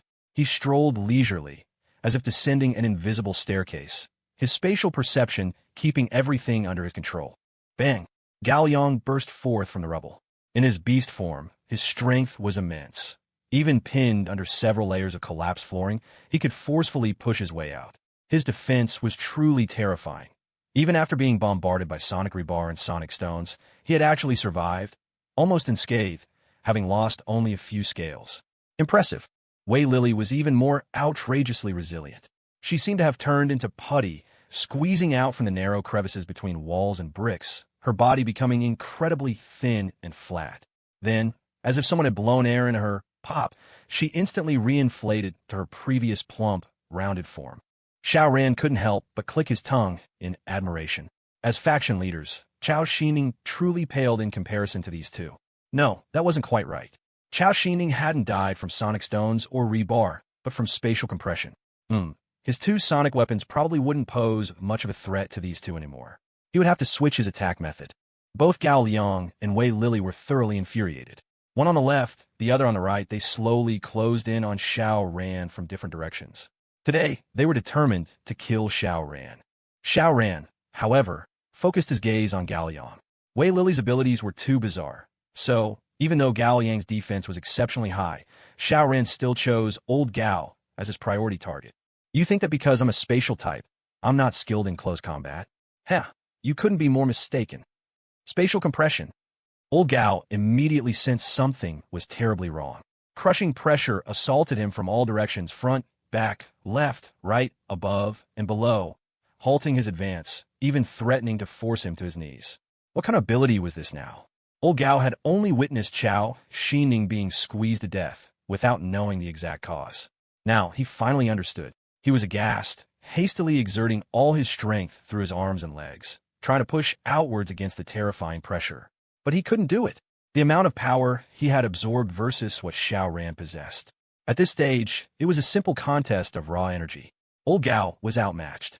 Consequently, his arms and legs were being inexorably forced inwards, inch by inch. Once they bent beyond a certain angle, no matter how great his strength, he could no longer exert any force. At that point, all he could do was wait for death. "Boss Wei," he roared hoarsely. At least he had managed to tie up one of Xiao Ran's extremely potent abilities. The rest would have to be up to Wei Lily. However, Wei Lily stopped dead in her tracks. That dreadful, heart-palpitating sensation had returned. Ahead of her, there must be that invisible threshold. If she took another step forward, she would be willingly stepping into a death zone. She truly wanted to kill Xiao Ran, to avenge her sisters and vent her own fury. But this was clearly a suicide mission, and she would certainly not throw her life away so recklessly. But what could she do? Just stand by and watch Gao Liang die. Wei Lily and Gao Liang certainly weren't friends. But now, their fates were tied. They were in the same boat. If Gao Liang died, could she alone possibly kill Xiao Ran? For a moment, Wei Lily felt like her brain cells were dying in droves.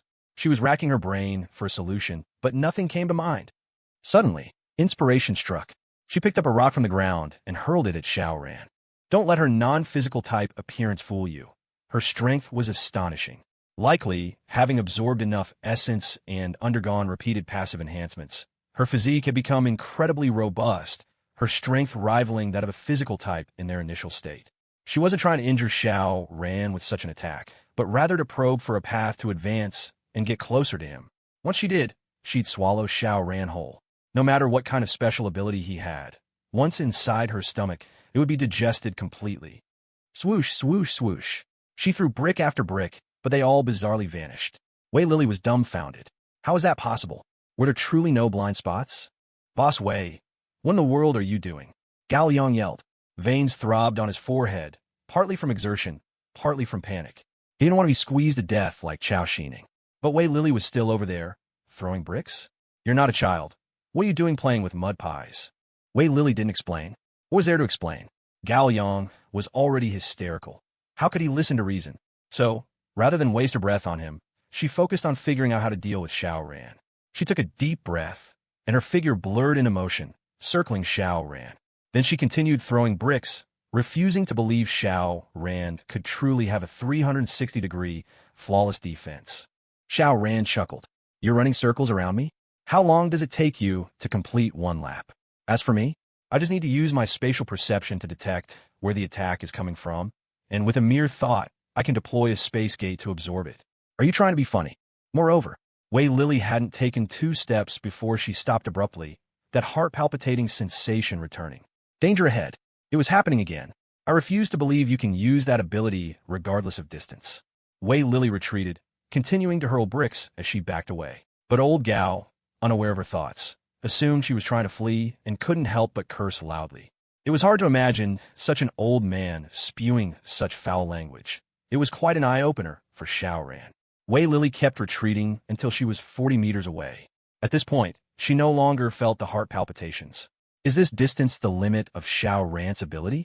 How terrifying, a whole 40 meters. Xiao Ran's space gate could only open 10 meters away from his body, but he could open it diagonally above his head, allowing it to extend 50 meters forward, still blocking Wei Lily's path. This was like the hypotenuse of a triangle. Why only 40 meters then? Of course, Xiao Ran did it intentionally, leaving some leeway to see if he could trick her. Focus on old Gao. He unleashed his full power, activating spatial compression. It was like a hydraulic press, and it came from all directions at once, leaving no blind spots. So, old Gao couldn't break out from any direction. He could only resist with all his might. The crucial thing was he couldn't resist. Crack! His left arm snapped first. Scales shot out, and his muscles exploded directly, flesh and blood blasting outwards but contained by the spatial compression. Then came the bone, a ghastly white, broken piece jutting out, a horrifying sight. Arg! Old Gao let out an agonized howl, his eyeballs bulging, ready to shoot out like bullets under the immense pressure at any moment. He couldn't hold on. Old Gao was actually very, very strong. He had absorbed at least 50 units of essence, perhaps even close to 100. After his beastification, he possessed strength and speed comparable to a physical type. If he unleashed his full power, it wouldn't be impossible for him to instantly kill a spell-type essence user who had absorbed 200 units. But who was he up against? Xiao Ran. Wave after wave of sonic weapon attacks had suppressed him completely, and then came the spatial compression, rendering his speed advantage utterly useless. How much essence had Xiao Ran absorbed? Over 300 units. So, in a direct confrontation, Old Gao thought he could match the power of spatial compression? What a joke. Bang! Old Gao was quickly crushed into a shower of blood and mangled flesh. Xiao Ran wasn't squeamish. He collected it all directly with his space gate. Now, only one remained. Wei Lily. Once Wei Lily was dealt with, this trip to the Hot Spring Hotel would be perfectly concluded. His time undercover, humbly acting as a lackey for a few days, wouldn't have been in vain. Wei Lily stared at Xiao Ran, her gaze fierce, her expression savage. Xiao Ran, however, was perfectly calm. He even clasped his hands behind his back, walking towards Wei Lily with composure. But Wei Lily didn't move. She even cracked a smile. Xiao Ran, I know how to deal with you now. Your abilities counter Gao Yang, Chao Xining, and even others, but they're useless against me. The only thing you have that can threaten me is that mysterious gate, the one that can send me into a strange dimension. But that gate can't actively pull people in, can it? People have to run into it themselves, right? Otherwise, would you need to go to all this trouble? I have to admit, your power is terrifyingly strong. Damn fate. It's so unfair to have given you such an incredible ability. But how will you kill me? That trick you used on Old Gao won't work on me. She was still speaking, but her body suddenly deformed, instantly flattened. But it was like squeezing Play-Doh. If you press too hard, it oozes out between your fingers. Although spatial compression had no gaps, when it flattened Wei Lily, Xiao Ran found he couldn't push the compression any further. Because his power was actually being absorbed, this was as far as it could go. The current Wei Lily had become a squarish lump. No blood, no flesh, no bones. It was utterly bizarre. Anyone else would have been deader than dead, but Wei Lily clearly wasn't, or she wouldn't be absorbing Xiao Ran's power. Spatial compression really couldn't kill her. Even if he flung her into the space gate, she could even pull herself out. Xiao Ran chuckled and deactivated the ability. Pop! Wei Lily's body sprang back, returning to its original form. What a freaking weird ability. Ha ha ha. Wei Lily laughed heartily. Just as I thought. Xiao Ran. Oh, Xiao Ran. As long as I stand here and don't move, you can't force me into that strange dimension, and therefore, you can't kill me. I'd like to see when your essence runs out. When that happens, it'll be your doom. She glared viciously at Xiao Ran. Today, she absolutely had to kill him, absolutely. Xiao Ran almost laughed out loud. You want to compete with me in endurance? Should I show you the supplies I have in my dimensional space? You actually want to see who can last longer? Oh, wait. Wei Lily wasn't thinking about outlasting him in that sense, but rather waiting for his essence to be depleted. In Wei Lily's view, unleashing sonic weapons like Xiao Ran must consume a lot of essence. The greater the power, the greater the consumption. That was basic logic. Too bad you don't know. These weapons were prepared by me long ago. Come on. He pointed at Wei Lily, and a sonic stone shot towards her. The sonic stone struck. Wei Lily was one tough cookie. Though she couldn't possibly dodge such a swift attack, she suddenly opened her mouth, a gaping maw. Pow! The sonic stone shot right into her huge mouth. A bizarre scene unfolded. Theoretically, the sonic stone possessed immense kinetic energy. Even if Wei Lily could take it without injury, the kinetic energy wouldn't just vanish into thin air. It should have sent her flying backward, right? But when the stone entered her mouth, it was as if she too had some kind of pocket dimension. All the energy was absorbed. Puffed. Wei Lily let out an incredibly loud fart. And this fart was astonishingly powerful. It actually formed a hurricane, forcefully blowing her pants to shreds. A visible gust of air swept past. So, the energy turned into a fart and was released as a hurricane. Xiao Ran was dumbfounded. Wei Lily's ability was truly outlandish, but its power was also immense. Shocked as he was, he fired a second sonic stone. Just as Wei Lily had said, abilities could be depleted, and once depleted, they'd be like a phoenix without its feathers, no match for a common chicken. Wei Lily was betting that under Xiao Ran's relentless attacks, his ability would quickly run out. And Xiao Ran also wanted to know how long Wei Lily could keep swallowing like that, how long her ability could last. What Wei Lily didn't know, however, was that Xiao Ran didn't need to expend his own ability to fire the sonic stones. He was using his reserves. And as it happened, his reserves were more than sufficient. The sonic stone arrived. Wei Lily swallowed whole again. What bravado! Then, she farted again. But this time, she held it in for a moment, turned around, aimed at Xiao Ran, and then let it rip. Instantly, a fierce wind swept forth, carrying a large amount of fine gravel toward Xiao Ran, like countless bullets. So, was this the previous sonic stone, quickly broken down by her into small pebbles? Xiao Ran wondered, as he opened a spatial gate to neutralize the attack. Again. I like to see just how strong your digestive ability is. If I fire stones fast enough, I can surely make you burst. It's just, with me shooting like this, and Wei Lily eating with her mouth, this fighting style feels a bit crude. Oh well, no one will be left alive to tell the tale anyway. No one will leak the details of this battle. Otherwise, if someone were to talk, saying how Xiao Ran furiously shot, and Wei Lily furiously swallowed, and in the end, she couldn't swallow anymore and choked to death, wouldn't he be embarrassed? Pow, pow, pow. Sonic stones were fired one after another. Wei Lily also hardened her resolve, devouring them one by one. She was betting that Xiao Ran couldn't maintain such an attack for long. And as soon as Xiao Ran's ability was exhausted, she would rush over and devour Xiao Ran in one bite. Kill the enemy, absorb their ability, all in one go. Supplies? Forget them. This enemy was too terrifying. Killing him was the top priority. As for supplies, if so much loot dropped after Xiao Ran died, that would be great. If not, she didn't care. Eat. She continuously devoured the incoming sonic stones. Her already corpulent body grew larger and larger. This was because she couldn't digest so many stones in time, causing her stomach to stretch bigger and bigger. Swoosh, another sonic stone flew over. Wei Lily could no longer eat. Her current physique had become incredibly exaggerated. Her stomach was almost the size of a room, but her head, legs, and arms remained their original size. So, her proportions were completely mismatched. It looked as if her head and limbs had been deliberately attached. Therefore, when this sonic stone arrived, she couldn't eat it anymore and could only brace for the impact. Pow! The stone sent her flying. The impact force of the sonic stone was immense. Xiao Ran smiled faintly, once again opening a slanted spatial gate behind Wei Lily. Wei Lily's entire body disappeared into it. However, two arms suddenly shot out, desperately grabbing onto random objects on either side, stubbornly preventing Xiao Ran from closing the gate. She pulled with all her might, and her enormous body reappeared.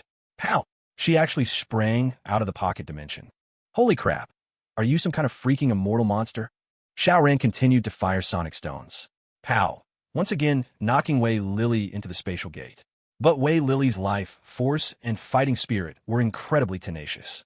She forcefully dragged herself back from death's door again. No problem, then here comes another one. However, when this sonic stone flew over, Wei Lily opened her mouth and swallowed it. She had digested some more and could eat again. Of course, only enough for one stone. However, Wei Lily's expression was incredibly grim, and her eyes were filled with terror. She had already entered that strange dimension 3 times. It was a deathly silent space with nothing in it, a place where all life met its end. Even if one could survive in such a space, they would go mad from the utter silence and desolation. Moreover, there was a terrifying power within it that could obliterate all vitality. She didn't want to experience it again. Flee. She had completely lost any thought of revenge. She only wanted to escape, to never enter that terrifying dimension again. Pow! However, a sonic stone struck, sending her flying sideways. And so, she was knocked into the pocket dimension again. Arg. The next moment, Wei Lily pulled herself out again, fleeing from Xiao Ran with all her might. Xiao Ran pursued her, while at the same time, he opened a spatial gate above her head, still slanted, forcing Wei Lily to change direction. Any further forward, and she would be actively throwing herself into the pocket dimension. This change, of course, naturally allowed Xiao Ran to close much of the distance between them. Pow! Another sonic stone arrived. Wei Lily barely managed to swallow this sonic stone. But, whereas before she had swallowed them whole, this time she couldn't. Instead, the stone got stuck in her mouth, stretching her mouth to an exaggerated degree. However, a new sonic stone was already upon her. A look of despair crossed Wei Lily's face. Just as she had said, abilities had a limited number of uses and would eventually be exhausted. And she had reached that limit. Her stomach could no longer digest the stones. Pow! She was sent flying by the sonic stone and knocked into the spatial gate yet again. This time, however, no arms reached out. This was why Xiao Ran used sonic stones instead of spatial compression to knock Wei Lily into the gate, because using sonic stones could rapidly deplete Wei Lily's ability. Xiao Ran closed the spatial gate at the right moment. Now, Even if Wei Lily's power were 10 times stronger, she was doomed to die. But to his surprise, Wei Lily, inside the pocket dimension, was still flailing and struggling. She only stopped moving after more than 30 seconds. Holy crap, this woman's life force is too damn tenacious. He even suspected she might be deliberately playing dead, just waiting for him to release her so she could devour him in one bite. There was a 0.00001% chance of that. Oh well, he thought, I'll just leave her in the dimension for a few days. It's not like I'm in a desperate hurry to absorb her ability right away. A sweep of his spatial perception revealed not a single living person within the entire hotel. After several waves of sonic weapon bombardments, how could anyone possibly still be alive? This expedition had come to a perfect conclusion. Sweet. However, although big shots like Wei Lily, Old Gao, and Xiao Xining had been directly taken into his dimension, during the chaotic battle earlier, he had unavoidably come into contact with a few corpses of ability users. That annoying side effect had already kicked in. What to do? There was no one left alive. Xiao Ran had no choice but to leave. Starting from Little Sun Mountain, he figured he'd surely encounter survivors on the way back. Humanity's will to live was so tenacious. Most residential complexes had people who'd made it through, though each might only have a dozen at most. Any more than that, and they could form a faction, like Xiao Xining's building materials market or Wei Lily's hot spring hotel. Onward, onward.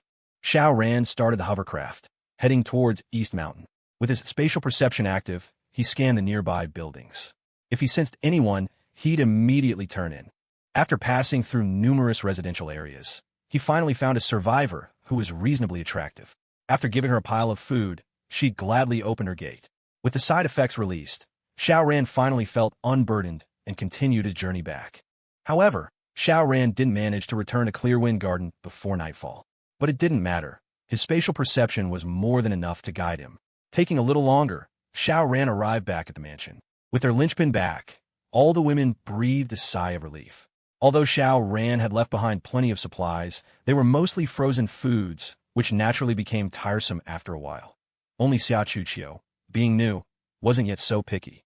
Now that Xiao Ran was back, there would naturally be fresh ingredients. That evening, everyone enjoyed a sumptuous feast. Xiao Ran began to boldly absorb the abilities of Xiao Xining and the others. The battle at the building materials market had been incredibly profitable for Xiao Ran, but this time, the hall surpassed it, far surpassed it. Wei Lily and Gao Liang's subordinates numbered 146 in total. On average, each person's ability strength was around 4 units. So what did that mean? Nearly 600 units. And core members like Wu Wanning were even stronger, each possessing around 50 units. Adding these in, the total directly broke through 1,000 units. And this didn't even include Xiao Xining, Wei Lily, and Gao Liang. Those three would add at least another 300. Xiao Ran stopped after absorbing about 1,000 units. He felt like he was about to burst. It was the first time he'd absorbed abilities to the point of feeling full, but it was true. Xiao Ran felt that if he absorbed even one more ability, his body would explode.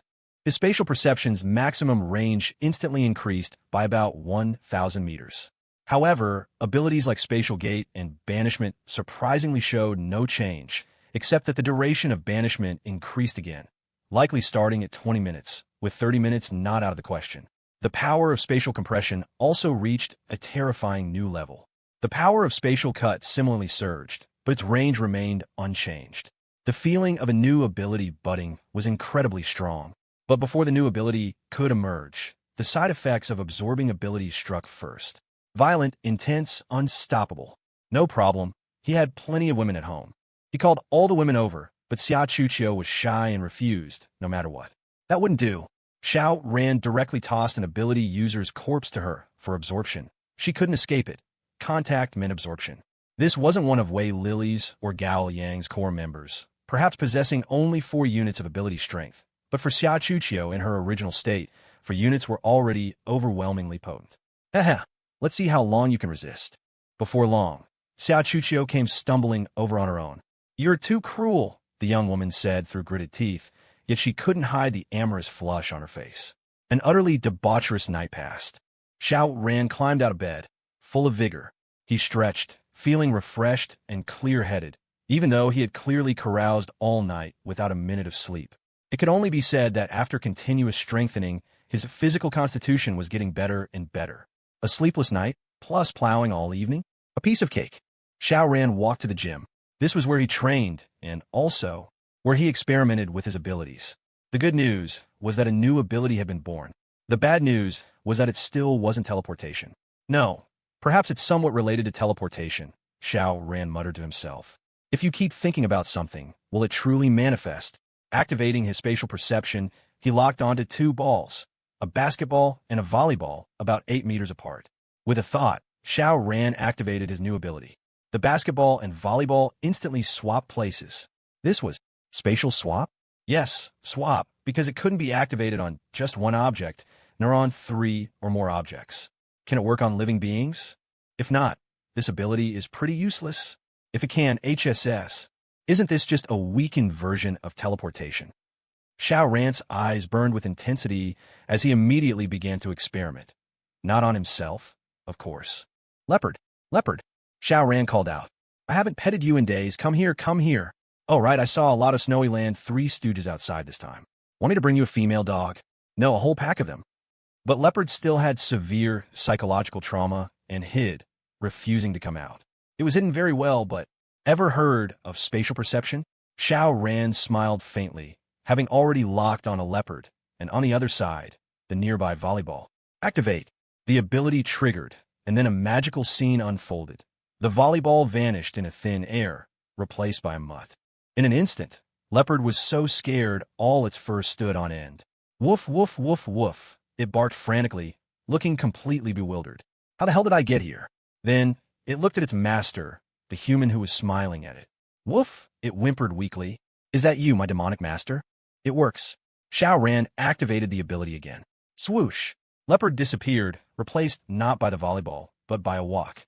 And in the kitchen, Leopard stood trembling on the gas stove. Is Master planning to eat dog meat? Xiao Ran laughed heartily. With another thought, the next moment he appeared on the gas stove, while Leopard reappeared in his original spot. Snap! He snapped his fingers. First, he swapped with Leopard, then Leopard swapped with the wok, and finally, Leopard swapped with the volleyball. Everything returned to its original position. Xiao Ran couldn't suppress the smile on his lips. Although it wasn't teleportation, its practicality was by no means inferior. This ability could swap object with object, object with person, and even person with person. Theoretically, if I use spatial perception, I can achieve an effect almost identical to teleportation. As long as I can lock onto an object in front of me, I can keep swapping my way forward. Does this mean I can travel all over the world? HSS. Let's test it again. What's the maximum range, and how many times can I use it? Xiao Ran began to experiment, gradually getting a handle on his new ability. The 2 objects being swapped could be at most 100 meters apart, and he could use the ability 134 times. As for why it was such an odd number like 134, he figured it was probably related to the anomalous energy he had absorbed. So, theoretically, Xiao Ran could teleport 13,400 meters in a very short time, which was just over 13 kilometers. It wasn't particularly long, as it couldn't be used for long-distance travel, but it wasn't short either. Being able to escape over 10 kilometers in a short period, just a minute or two, was pretty awesome. It was top-notch for saving his life or chasing enemies. Moreover, 134 uses was definitely not the limit. As long as his power continued to increase, forget 134 times. Even 1,314,520 times might be possible. So, could he swap a sonic stone with an enemy or himself, thereby granting them or himself sonic speed? The answer was no. The swap only exchanged their spatial positions. Their states wouldn't change. So, even if an enemy swapped with the sonic stone, the stone would just appear in another location and continue to zoom onward, and the enemy wouldn't suddenly gain its momentum. This also meant Xiao Ran's idea of swapping with the sonic stone to freeload sonic speed was a bust. Xiao Ran took a pillow out of his pocket dimension, then targeted Su Qingmei. With a thought, the pillow and the woman swapped places. Su Ran was dumbfounded. Sister? Wasn't I just sleeping while hugging my sister? How did she turn into a pillow? Sister. She stared blankly at the pillow. Could it be? A guess arose in her mind. Her sister had awakened an ability, but her ability was to turn into a pillow? This power was so bizarre. Her cry woke up the other girls, and everyone looked over. My, what's our campus belle shouting about? Zhou Yunsu, despite her fever, still spoke with her usual catty tone. Old habits die hard, indeed. Even in her condition, she couldn't resist a jab. Sister. My sister turned into a pillow. Xiao Ran was so anxious she completely ignored the catty barbs and was on the verge of tears. Everyone was stunned and rushed over. This is Xiao Mei? This pillow? They couldn't help but look at Xiao Ran. Had she become delirious from fever? No, Xiao Ran hadn't started evolving yet. So how could she have a fever? How strange. Are you sure? Jiang Yuning asked. As a police officer, she was still very much a materialist.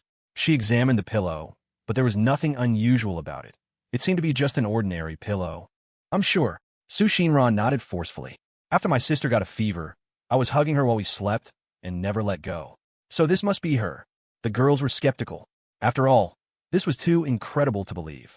Meanwhile, Xiao Ran almost burst out laughing. How did I get here? Xiao Mei asked, her eyes half open. Although she was in a semi-conscious state, she could still sense that she had suddenly moved from her sister's side into Xiao Ran's arms. Her sister had a light, pleasant body fragrance, while Xiao Ran had a mature, masculine scent, completely different. Xiao Ran lightly bit her earlobe. TSK a bit hot. He didn't explain, but instead carried Xiao Mei to the main room. Bang! He pushed the door open and entered, drawing everyone's attention. Xiao Ran, my sister turned sister. Xiao Ran was just about to tell Xiao Ran that her sister had turned into a pillow when she saw Xiao Mei in Xiao Ran's arms. She was dumbfounded, her mouth agape. When the other girls saw this, they all let out a collective sigh. They had actually thought Xiao Mei's ability was to turn into a pillow. So, the young miss had just gotten things mixed up. Zhou Yunsu, pushing through her weakness, said, My, shouldn't our campus belle get her eyes checked at the hospital? No, I think she should see a psychiatrist. Xiao Ran laughed heartily and placed Xiao Mei back on the bed. Unfortunately, he couldn't activate the spatial swap anymore. Otherwise, he would have definitely had more fun pulling pranks on the girls. But in reality, his anomalous energy wasn't depleted. He had used at most a tenth of it, yet he still couldn't use the spatial swap. It seemed this ability had a strict usage limit. How long would it take to recover? He'd just have to wait. Anyway, he had nothing urgent to do for now. He definitely wasn't going out today. He'd been away from home for several days and had made such huge gains, so taking a few days off was well-deserved. Moreover, of the 5 major factions in Sioux City, the Wei Gao and Chao factions had been almost completely wiped out by him. Perhaps only Gao Liang and a few of his subordinates hadn't been dealt with. So, even if the remaining Cheng Qian and Luo Yifei joined forces, what did Xiao Ran have to fear? Of course, he wouldn't become arrogant or complacent. After all, how many people were there in Sioux City? Right next door was Modu, with 20 to 30 million people. How many ability users could such a population produce? And if one could dominate Modu, how powerful would such an ability user be? But Xiao Ran didn't need to sell himself short either. Even if his current strength couldn't be called the strongest globally, it was definitely top tier. Xiao Ran was still quite confident that he was currently the strongest. Today, rest. He made his decision. There were still a few people's anomalous energies he hadn't absorbed yet, and they were all big scores. For instance, Wei Lily's energy alone was worth at least 100 units of anomalous energy. However, Xiao Ran wasn't in a hurry. After breakfast and then lunch, Xiao Ran saw that the girls had mostly recovered and were full of energy. So, he took out the remaining ability users one by one and absorbed their anomalous energy. Fortunately, objects in the pocket dimension remained in their original state. So even though almost a day had passed, not a trace of Wei Lily and the others' anomalous energy had dissipated. Excellent. After absorbing all this anomalous energy, Xiao Ran estimated it was about 500 units worth. It wasn't as much as yesterday, but there were only a few people today. Wei Lily alone had contributed around 150 units, which was astounding. How did Xiao Ran know? By checking the maximum range of his spatial perception. The improvement of this ability was the most consistent. 1 unit of anomalous energy increased its range by 1 meter. So, he could deduce it from the increase in his spatial perception. Besides, what was so strange about that? Spatial perception was like a precise measuring instrument. It could feed back details of any target, its distance, and its structure. So, couldn't it accurately report how much its own range had expanded? That was a piece of cake. The day passed by in a rather whimsical and relaxed manner, and by evening, it was too late to make dinner. So, they decided to eat the ready-made food from the pocket dimension. Anyway, much of it was prepared by master chefs and tasted excellent, so everyone naturally enjoyed the delicious meal. Among the girls, 8 had now begun their evolution. Only Wang Lulu, Yin Qin, and Bai Rui hadn't started yet. Tonight, Xiao Ran also had the leopard begin its evolution, as promised. However, animals weren't humans after all. That's why Xiao Ran had scheduled the leopard for later, lest it go into a feral rage and indiscriminately harm people if its evolution was successful. Next up was to sit back and wait for the rich harvest. Tonight was much quieter. The day's activities were already over.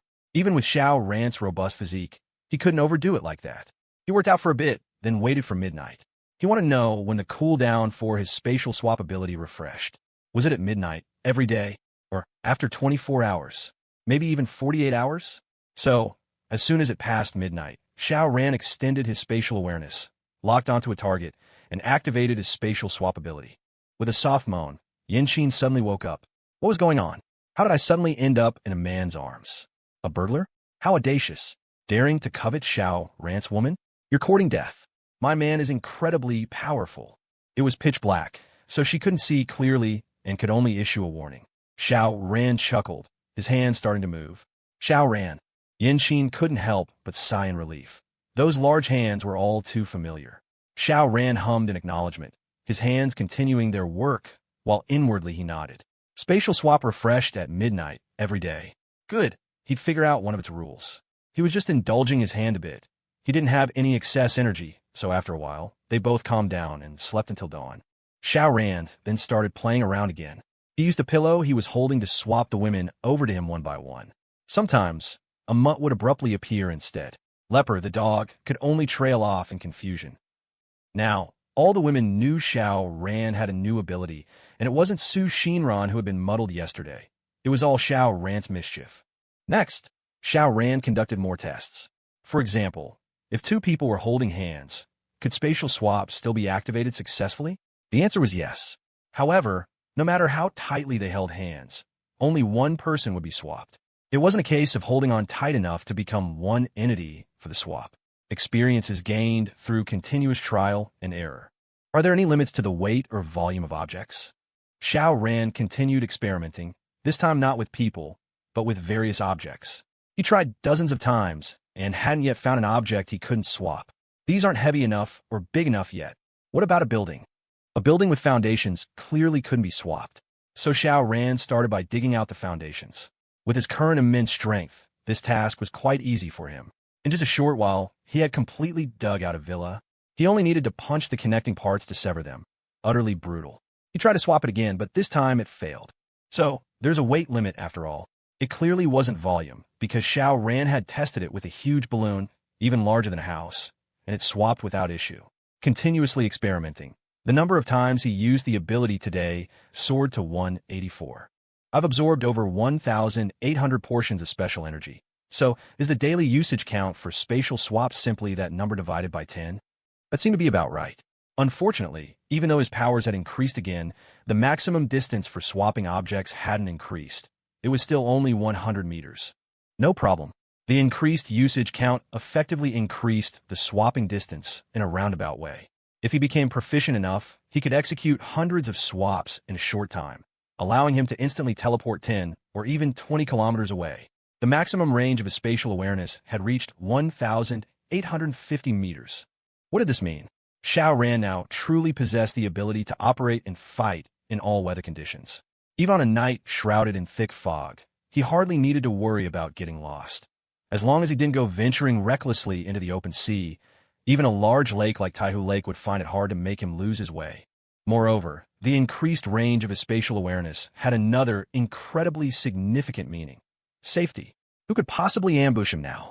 Nearly 2 kilometers. It was like having the entire map revealed in a video game. Anything an enemy did would not escape his senses. I hope this ability has no ultimate distance limit, Xiao Ran thought to himself. Xiao Ran spent the entire day testing his new ability, neglecting everything else. That evening, Yin Qin also began to evolve.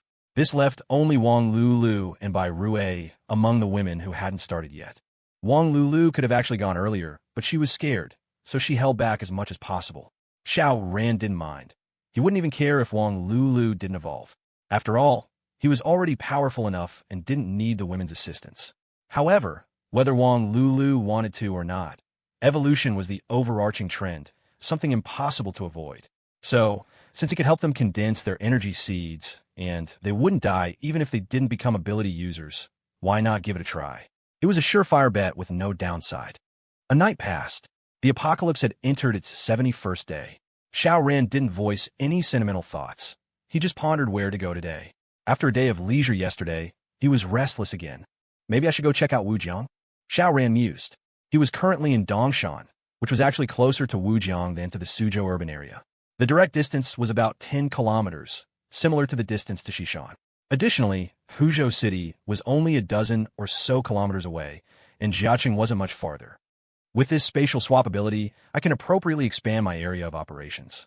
Modu, Shanghai's common nickname, has a large population base, so naturally, the number of ability users that can emerge is also high. The tycoons and overlords that arise from their will, of course, be stronger. That's obvious. Therefore, if I want to maintain my transcendent status, I'll inevitably clash with various major factions. I must keep growing and stay in the top tier, not fall behind. But just how strong am I now? Xiao Ran wasn't sure. After all, overlords like Wei Lily and Chao Xining had already fallen to him. He had grown immensely stronger after absorbing their powers. Without a benchmark, how could he know his own strength? All right, I'll go check out Wujiang first today. Previously, I killed an ability user who used blood poison but didn't absorb their power. That's strange. I need to figure out why. He took Wang Lulu with him today. Of the women, only Shi, Yanqin, and Xia Chuqiu weren't running fevers. Xia Chuqiu, being one of the mansion's only two ability users, naturally needed to stay and guard the house while Xiao Ran was away. This meant Xiao Ran had to choose his companion from the remaining two. Wang Lulu seemed very excited. She could finally go out and have fun again. After all, she was a young woman in her 20s. How could she not love to have fun? Being cooped up in a mansion every day, she was about to get sick from boredom. People are just never satisfied. When they're starving, all they want is to fill their stomachs. But once they're full, they start wanting more. It's perfectly normal. Desire is the driving force of progress. The hovercraft started up and entered Taihu Lake, which was vast and like an ice plain. It headed straight for Wujiang. Barely 10 minutes later, the hovercraft made landfall. This was easy to tell, as rooftops were peeking out nearby, and there certainly wouldn't be any buildings in the middle of Tai Lake. But Wujiang was so vast. Where on earth was he supposed to find Sister Qin? Never mind. He'd just wander around. Xiao Ran wasn't bothered either. He just drove the hovercraft around aimlessly, looking like he was going with the flow. Wang Lulu wasn't bothered either. She was out to relax, get some fresh air, and enjoy the scenery, so she actually thought this was quite nice. If they could hit up a mall for a $0 shopping spree, she'd be even happier. After searching all day, Xiao Ran found nothing. Wang Lulu, on the other hand, was quite cheerful because they'd had a $0 shopping spree at a mall at noon, which made her very happy. Xiao Ran decided to head back, planning to return tomorrow. Just a short while after turning back, he paused slightly, then veered the hovercraft in a different direction. After driving a bit further, a farm appeared ahead. To be precise, it was a farmstay resort, but it covered an extremely large area. Not only did it have greenhouses for growing lots of vegetables, but it also surprisingly had pens for chickens, sheep, and cattle, as well as various amusement facilities. So, it was an amusement park-style farmstead that combined leisure and entertainment. Xiao Ran had turned this way because his spatial sense had detected people here. Two people who had just gone into a room at the edge of the farm. This was the absolute limit of his spatial sense's range. Otherwise, Xiao Ran really wouldn't have known there was a farm here, let alone that there were living people inside. Once he drove the hovercraft closer, more than half of the farm came within his perception. His current spatial sense radius reached over 1,800 meters, nearly 2 kilometers, yet it still couldn't cover the entire farm. This just showed how enormous the farm was. However, the main structures of the farm were now entirely within his senses. The areas beyond this range were all livestock pens for pigs, sheep, and cattle, so there probably weren't any people living there.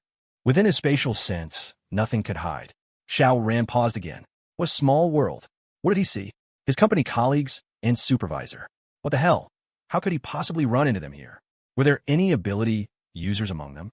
If not, how had they survived for over 70 days in this apocalypse? He had to check out. Xiao Ran didn't bother with subtlety. He drove the hovercraft straight into the farm. The loud roar alerted everyone inside, and they rushed to the windows to look. The two people Xiao Ran had detected earlier, a man and a woman, had apparently come here for a tryst. They'd already taken their pants off, but upon hearing the hovercraft, they scrambled to get dressed. Xiao Ran paid no mind to this illicit couple, driving straight to the farm's main building. The main building was a 6-story hotel with a few villas scattered around it. Now, however, everything was buried in snow, with only the rooftops peeking out. There were quite a few people in the hotel, all living in rooms on the second floor or higher. Besides them, Xiao Ran noticed people busy in the greenhouses, actually harvesting vegetables. But even with the greenhouses, it was no use. The vegetables were frozen solid and had to be thawed before cooking, or they just turned into a mushy mess. The vegetables here were actually grown hydroponically, suspended in the air. No wonder they weren't contaminated and were still edible. Moreover, they also raised a lot of livestock like chickens, sheep, and pigs. After the cataclysm struck, most of these animals had frozen to death. But being frozen was like being put in a natural freezer. They wouldn't spoil, rot, or stink.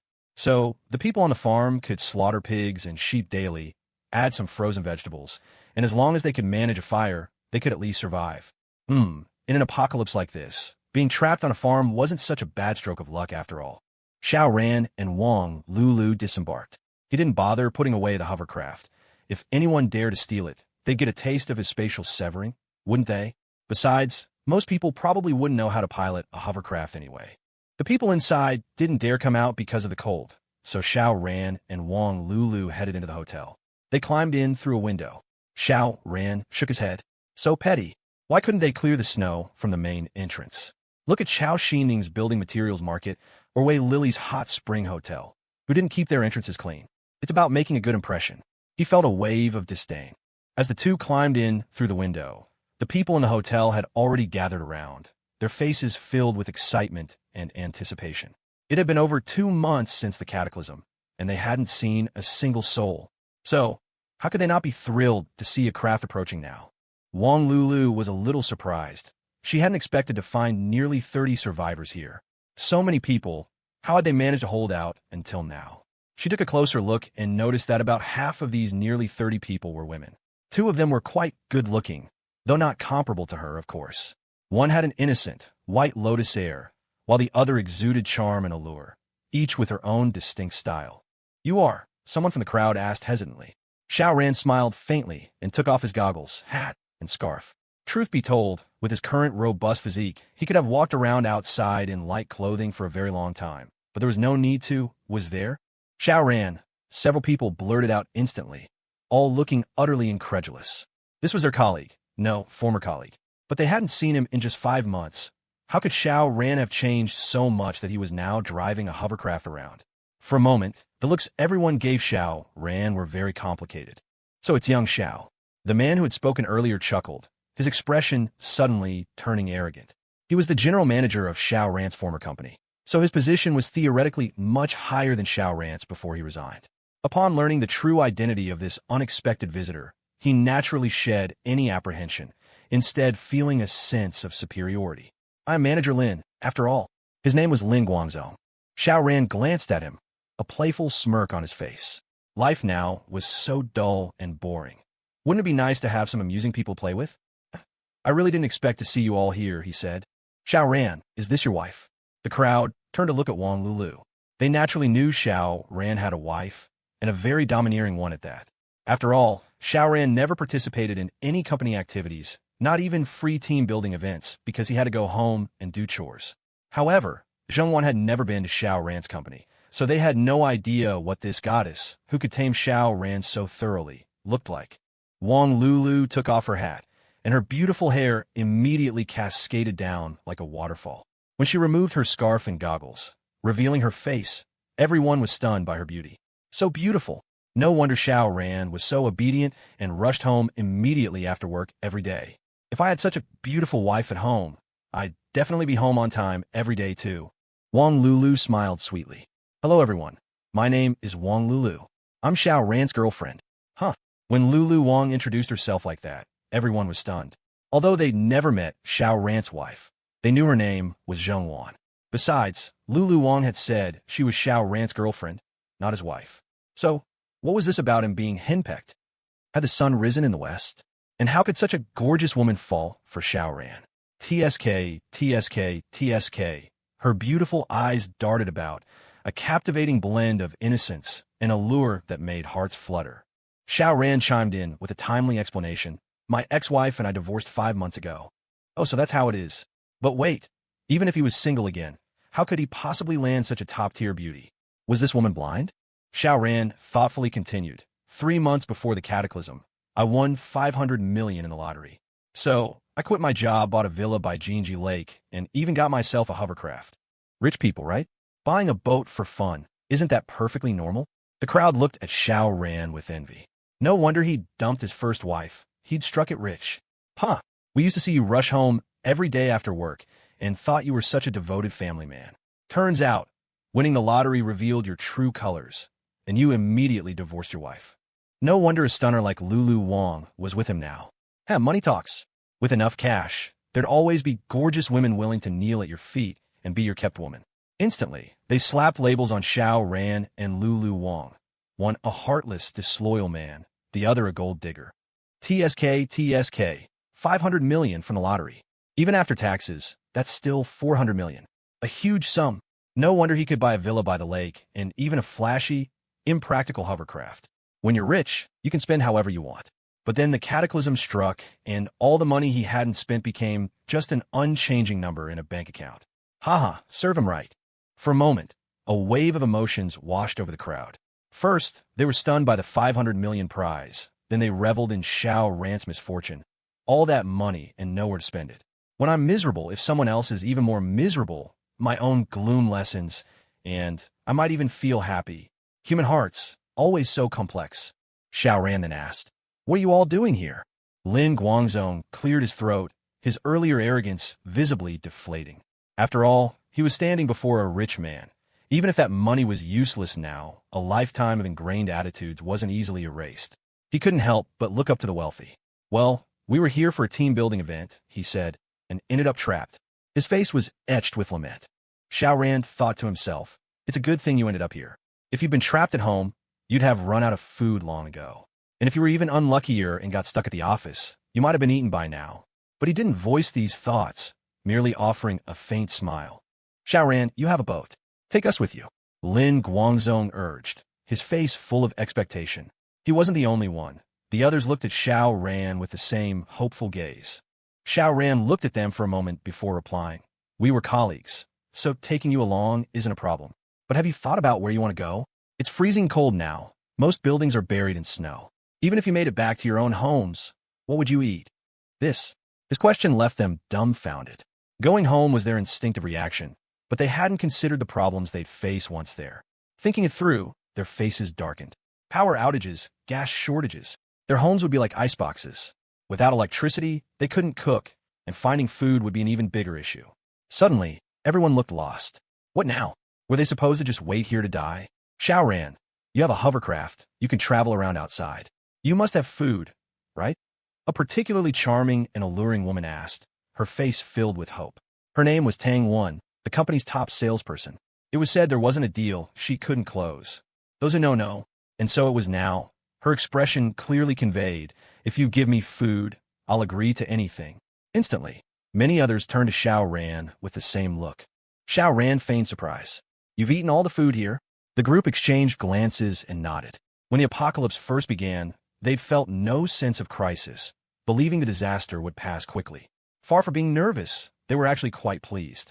Even though the team building was over, they didn't have to go back to work. They could just play all day. They feasted without a second thought, never considering rationing. It wasn't until about 10 days into the cataclysm, when the power and internet went out, that fear finally set in, and they realized they needed to conserve. But with over 30 people, how much food did they consume daily? The meat had run out 5 days ago. Now, they were surviving on flour drop soup with a few vegetables. Enough to keep starvation at bay, but barely. Xiao Ran thought for a moment, then smiled. All right, I happen to have a little food left on my hovercraft. For old time's sake, as colleagues, I'll share it with you. Lulu Wang looked a bit surprised. When had Xiao Ran become so agreeable? Was he close to these colleagues? Impossible. But then she caught a glint of amusement in Xiao Ran's eyes and understood immediately. These people were now his playthings. She certainly wouldn't spoil his fun, so she just smiled without saying a word. Xiao Ran boarded the hovercraft and retrieved a bag of frozen buns. He'd naturally taken them from his interdimensional space, but he had to put on a show of getting them from the craft. Then, he carried the buns back into the main building. He placed the bag on the table. I collected these earlier. Go ahead and share them. The group immediately surged forward, tore open the bag, and were overjoyed to find it full of buns. Meat buns, Xiao Ran added. Meat. That was great. However, they couldn't eat them yet. They were frozen solid. Biting into one, now, might break a tooth. There was another problem. There weren't enough buns. How many people were there? 28. And the buns? Only 20. So, how would they be divided? Xiao Ran watched from the side with a smile. Though the buns were his, he had no intention of overseeing their distribution. He just wanted to watch. He was curious to see just how ugly human nature could get. Besides, he was bored, and watching these people put on a show wouldn't be bad. Lin Guangzong immediately said, "Let's heat the buns first." Everyone agreed. The buns were as hard as rocks and impossible to eat as they were. Xiao Ran noticed they even had a coal stove. They placed a pot on it, filled it with some melted snow, and once the water boiled, steam billowed up, quickly softening and heating the buns placed above it. But then, the problem arose again. Too many mouths, too little food. How would they distribute them? Xiao Ran watched with great interest. The vegetable pickers returned, 4 of them in total. Additionally, those 2 who'd snuck off to a secluded room for some private activities also came back. The woman, however, had slipped into the group of vegetable pickers, while the man lagged behind, returning alone. Xiao Ran knew all of them. The man from that illicit pair was Wang Leping, the company's head of security. He was plain-looking but tall and powerfully built. At his appearance, a flicker of fear touched everyone's faces. Even Lin Guangzong showed a hint more apprehension. Interesting, very interesting. They looked like colleagues from the same company, but it seemed serious rift had already formed within. Smells great. Wang Leping strode over, drawn by the aroma. He lifted the pot lid directly, grabbed a bun, and stuffed it into his mouth. The bun was still very hot, making him wince and hiss from the heat, but he refused to spit out the food already in his mouth. Seeing this, everyone showed a flicker of anger. The buns hadn't even been divvied up yet, and he'd just helped himself. But everyone was furious, yet dared not speak out. After finishing one bun, Wang Leping still wasn't satisfied and grabbed another, ready to take a bite. This time, Lin Guangzong finally couldn't stand it anymore. "Captain Wang," he said, "there are only 20 buns here, but there are 33 of us. That's not even 1 bun per person on average. If you take 2 yourself, what about everyone else?" Wang Leping paused, then looked at Lin Guangzong with a smirk. "You think I'm eating too much?" Stared down by him. Lin Guangzong instantly cowered. His earlier courage vanished in a puff of smoke, and his tone became remarkably soft. "I just think you should consider everyone else." "Consider my ass," Wang Leping spat. "All you lot do all day is lie around and rest. What about me? I'm the head of security. I'm responsible for your safety, even patrolling at night. You tell me, shouldn't I eat a bit more? Otherwise, where would I get the strength to protect you all? In this environment, do we still need you for protection? You're the real bully here." However, everyone seemed to genuinely fear this man. They all kept their heads down, as if afraid to let Wang Leping see the anger on their faces. Wang Leping chuckled, but said nothing more, instead starting on his bun. After finishing the second, he even ate a third before finally stopping. It seemed he knew that 3 buns were the limit of what the others would tolerate. Otherwise, these people might unite against him. Even if he was strong and knew how to fight, enough ants could bring down an elephant. He could still be taken down. The current measure was just right. His hunger sated, Wang Leping finally had the leisure to glance around and spotted Xiao Ran and Wang Lulu. Strictly speaking, his eyes were fixed on Wang Lulu. Holy shit, what a stunner. She was wearing too many clothes to tell what her figure was like, but her face alone was enough to make one drool. Compared to the women he'd dallied with before, this was like night and day. His heart couldn't help but skip a beat. Then he grinned. "I saw a hovercraft arrive earlier. Didn't expect it to bring such a beautiful lady. This was perfect. Tomorrow, he could leave with the boat and the beauty." Wang Lulu, however, paid him no mind and instead moved a little closer to Xiao Ran. This man was too crude. His eyes were filled with unconcealed lust. Her movement also drew Wang Leping's attention to Xiao Ran. "Huh, you look a bit familiar," Wang Leping said, looking at Xiao Ran, not quite sure. Although they were sort of colleagues, as the head of the security department, he didn't usually man the gate himself, so he wasn't particularly familiar with everyone in the company. But he must have seen him around. hence the feeling of familiarity. Xiao Ran. I used to work at the company, Xiao Ran said lightly. Oh, Wang Leping slapped his forehead. Look at my memory. With that, he enthusiastically stepped forward, extending his hand for a handshake with Xiao Ran. If Wang Leping were an esper, Xiao Ran wouldn't have shaken his hand, no matter what his ability was, as there was no need to take an unknown risk. But Wang Leping clearly wasn't an esper. With his spatial perception enhanced to a cellular level, Xiao Ran could see that Wang Leping's cells weren't much different from an ordinary person's. Espers, on the other hand, not only had cells that were a size larger, but also greater in number and more densely packed.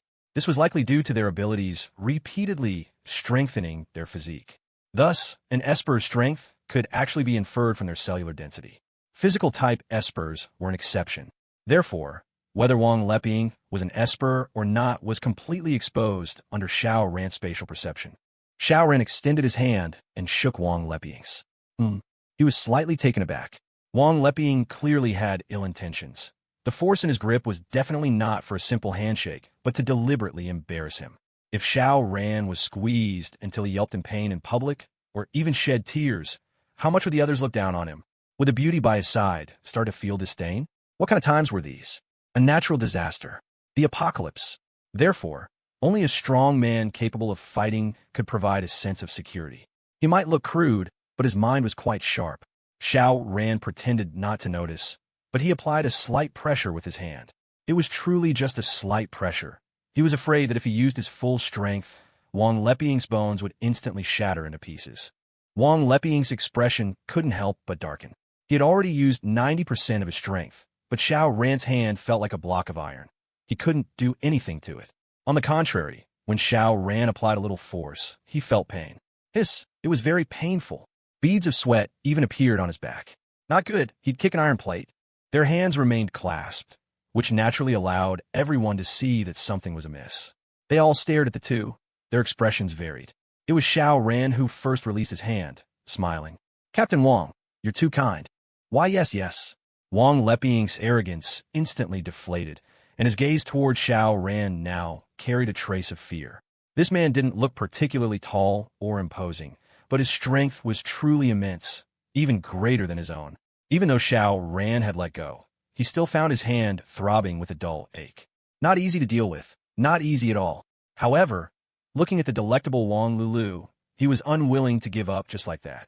If he couldn't overpower him overtly, he'd use underhanded methods. Xiao Ran saw through his intentions clearly, but had no intention of sending a bullet to put him out of his misery just yet. Life was too dull. One had to find some amusement, and they had a long night ahead of them. It was just like back at the residential complex. He clearly had the power to kill everyone single-handedly, but didn't most of them end up dying from infighting anyway? It was the same here now. Food was scarce, someone was running rampant, and the fragile piece was on the verge of collapse. All he needed to do was give it a gentle nudge, and then sit back and watch the show. Xiao Ran looked at Lin Guangzong and asked, "Why is it only you guys here? Where are the people from the farm?" This was highly unreasonable. Instantly, everyone's expression turned somewhat strange, and Wang Leping, in particular, revealed a hint of malice. Xiao Ran surveyed the group with interest. Lin Guangzong forced a smile and said, "It was quite a coincidence. When the disaster struck, many hotel staff were trapped outside, in places like the greenhouses. The hail just kept coming down, and we couldn't get any supplies from the hotel to them. They must have frozen or starved to death. Indeed, in the early days of the apocalypse, toxic hail fell for about 20 days. It was incredibly difficult for anyone to venture out in such conditions. Actually, there were ways to go out, but it would have been very troublesome, and you couldn't get far. It couldn't be that coincidental, could it? All the hotel staff were outside, not a single one inside." Xiao Ran asked, feigning surprise. Wang Lulu finally understood and was startled. How could a farm this large not have a single staff member? It was too strange. At this, everyone's gaze turned to Wang Leping. Wang Leping scoffed. "Why are you all looking at me? What's it got to do with old Wang?" Lin Guangzong quickly interjected. Yes, of course, it has nothing to do with Captain Wang. Xiao Ran, let's not dwell on the past. Everyone, come over, let's divide the buns. It might not be enough to fill everyone up, but at least it's something to tide us over. He enthusiastically distributed the buns. Along with the frozen vegetables the four of them had gathered earlier, they could boil them up. No matter how poorly cooked, it would at least provide some vitamins. Before they even finished eating, The sky had darkened. A dense fog rolled in. Opening the window, one likely wouldn't be able to see a meter ahead. Was there electricity in the house? No. According to Lin Guangzong, the farm actually had its own generator, but it conked out after about a month when the fuel ran out. So, recently, they had all been shivering from the cold, with men sleeping in one room and women in another, just to avoid freezing to death. He had planned the same arrangement for Xiao Ran and Wang Lulu, but Xiao Ran refused. Xiao Ran found an empty room for himself. This wasn't Lin Guangzong's house, so why would he need his permission? Xiao Ran was here to watch the show. There was no need for him to suffer. The farm was actually a resort, and this was the guest room area. The rooms were very large, comparable to executive suites in other hotels. After entering the bedroom, Xiao Ran took out a battery, connected a heater and an electric blanket, so sleeping at night wouldn't be a problem. Even a mattress, pads, and quilts they used were taken from his interdimensional space. Wang Lulu took off her coat and slipped into bed, then tossed her clothes out one by one. However, she didn't take off her black stockings.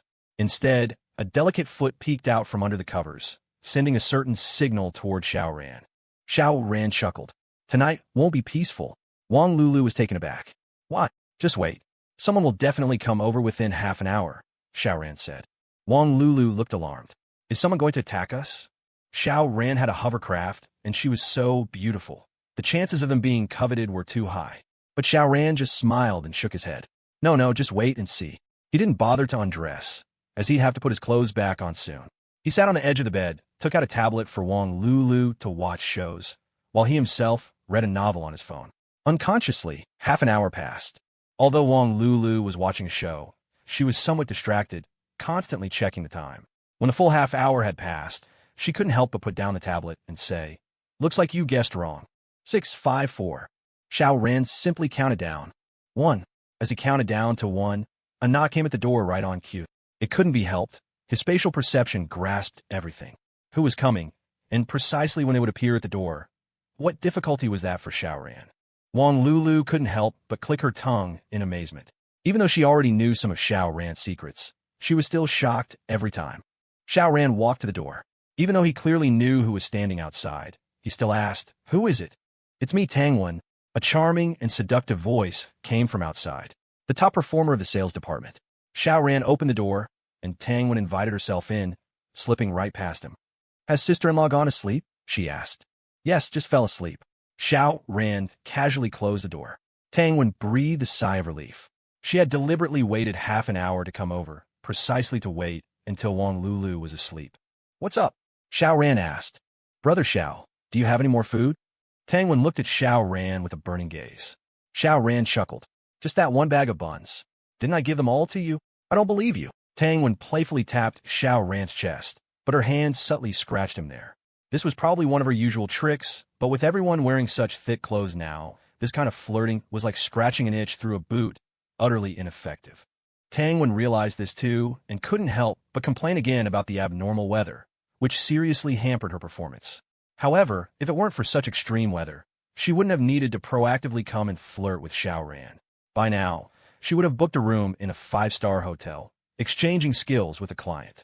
She could only flick her hair, tilt her head slightly to reveal a section of her snow-white, jade-like neck, and cooed, "Brother Xiao, where can you find such a selfless and kind person these days, giving away their only food to others?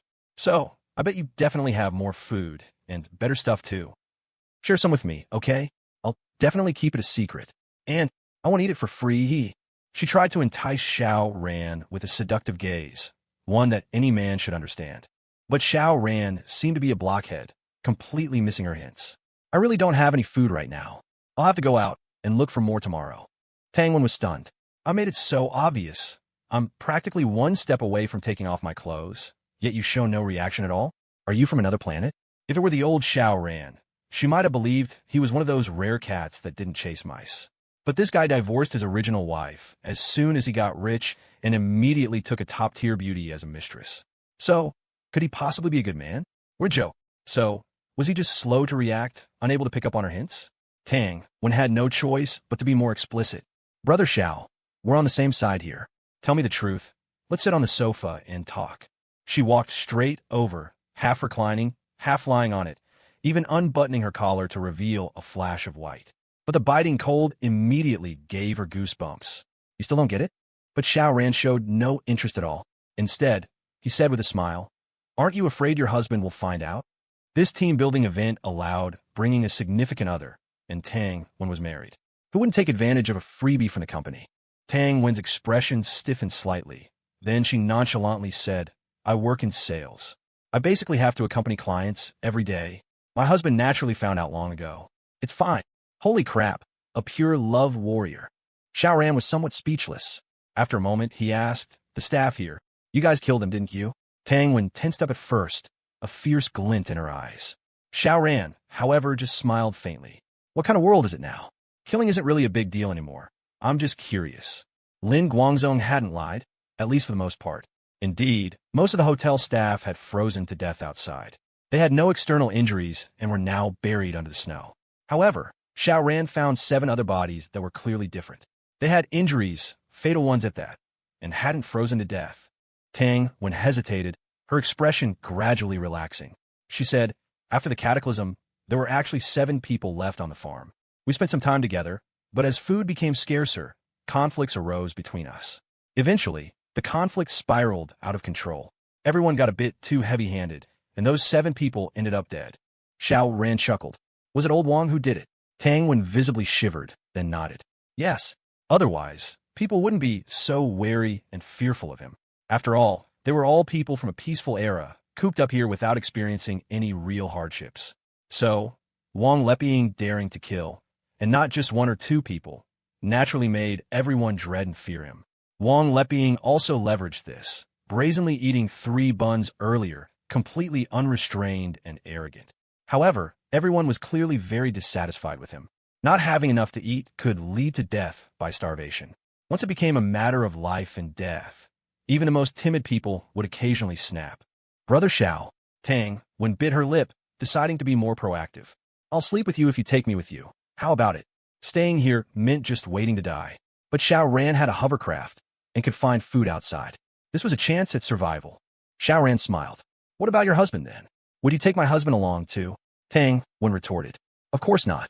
No, I wouldn't even take you." Seeing the distaste on Xiao Ran's face, Tang Wen chuckled. "I knew you wouldn't take my husband. That's why I didn't even bring it up. Heh. Unless you have some peculiar fetish like enjoying yourself with someone's wife while her husband watches and listens nearby. Otherwise, I really can't think of any reason why you'd take him." Xiao Ran's expression turned odd. "Are you subtly calling me out?" Because he had indeed done that sort of thing through a wall or door while the husband was right outside. Tang Wen, oblivious, continued. "Brother Xiao, I'm really good in bed. I even paid a top girl from a club to teach me. How else do you think I managed to close every deal? Just give me a try. I guarantee you won't be disappointed." She was aggressively selling herself, even backstabbing Wang Lulu in the process. "That woman of yours looks spoiled rotten. She's probably got a terrible temper, always complaining about this and that. And I bet she wouldn't even be willing to use her mouth, right?" "No, you're wrong." Xiao Ran had no intention of arguing with her. His spatial awareness picked up someone else quietly approaching. He smiled but said nothing.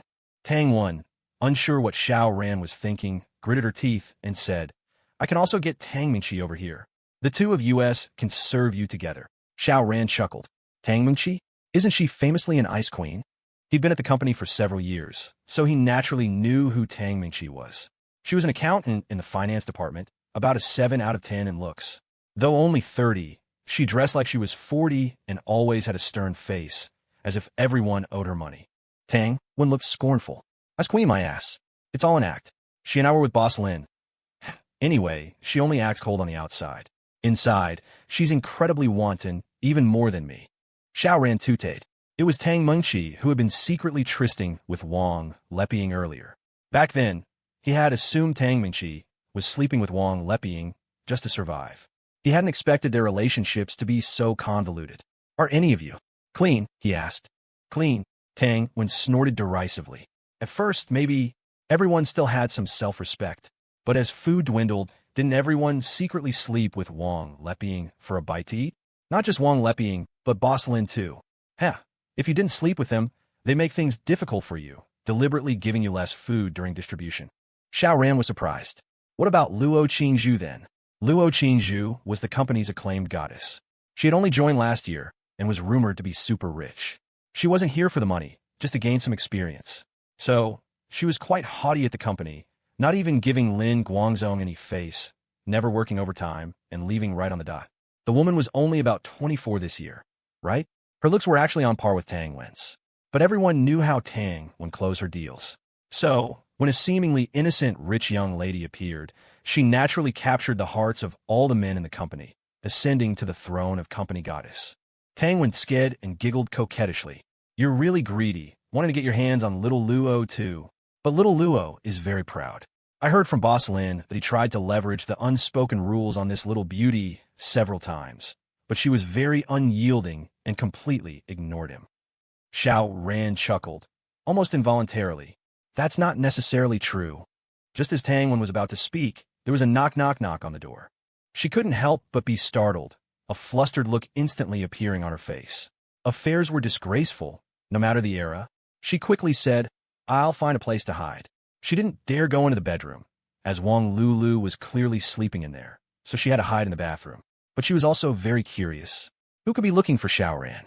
It was probably that seemingly demure but secretly wanton Tang Mingqi. Creak. Xiao Ran opened the door to see a young, beautiful, and innocent-looking woman standing there. She couldn't have been more than 25, possessing both youthful vitality and a hint of mature charm. Luo Qingzhu. So, when she walked into the room, Tang Wen, who was peeking through the crack in a bathroom door, couldn't help but widen her eyes in utter disbelief. Xiao Ran stretched lazily and said, Don't beat around the bush. If you have something to say it directly. I'm going to sleep. Luo Qingzhu had prepared a whole speech, but it was all forced back down. She had no choice but to say, Xiao Ran, I want to ask you to take me away from here. Go where? Xiao Ran neither agreed nor refused. Luo Qingzhu thought for a moment, then shook her head. Anywhere is fine, as long as I can leave this godforsaken place. You don't know, I'm walking on thin ice here every day. The restraints of law and morality on people are getting weaker and weaker, almost non-existent now. And I'm relatively pretty, so every man wants to do something with me. If it weren't for the women all sleeping together at night, I would have been defiled long ago. She looked so pitiful. Any man would feel a surge of protectiveness. Assessment complete. A green tea. However, her skill level was clearly not as high as Zhou Junsu's. Or perhaps, her looks and figure weren't on par with Zhou Junsu's, which affected her tea artistry. At least, Xiao Ran felt no pity at all. In fact, he almost wanted to laugh. Xiao Ran remained unmoved, gazing coolly at the woman in front of him. Luo Qingzhu bit her lip. Help me get out of here and I'll be your girlfriend. She seemed to have made a huge decision. With her innocent appearance, it gave off the impression of a great personal sacrifice, something that naturally tugged at a man's heartstrings. Unfortunately for her, the person she was dealing with was no fool. Not to mention, Xiao Ran had spatial awareness. He could see her down to every pore. Still trying to act innocent in front of me. Xiao Ran suddenly became a little interested. I remember you studied abroad, right? Yeah. Luo Qingzhu puffed out her chest a bit. Princeton University.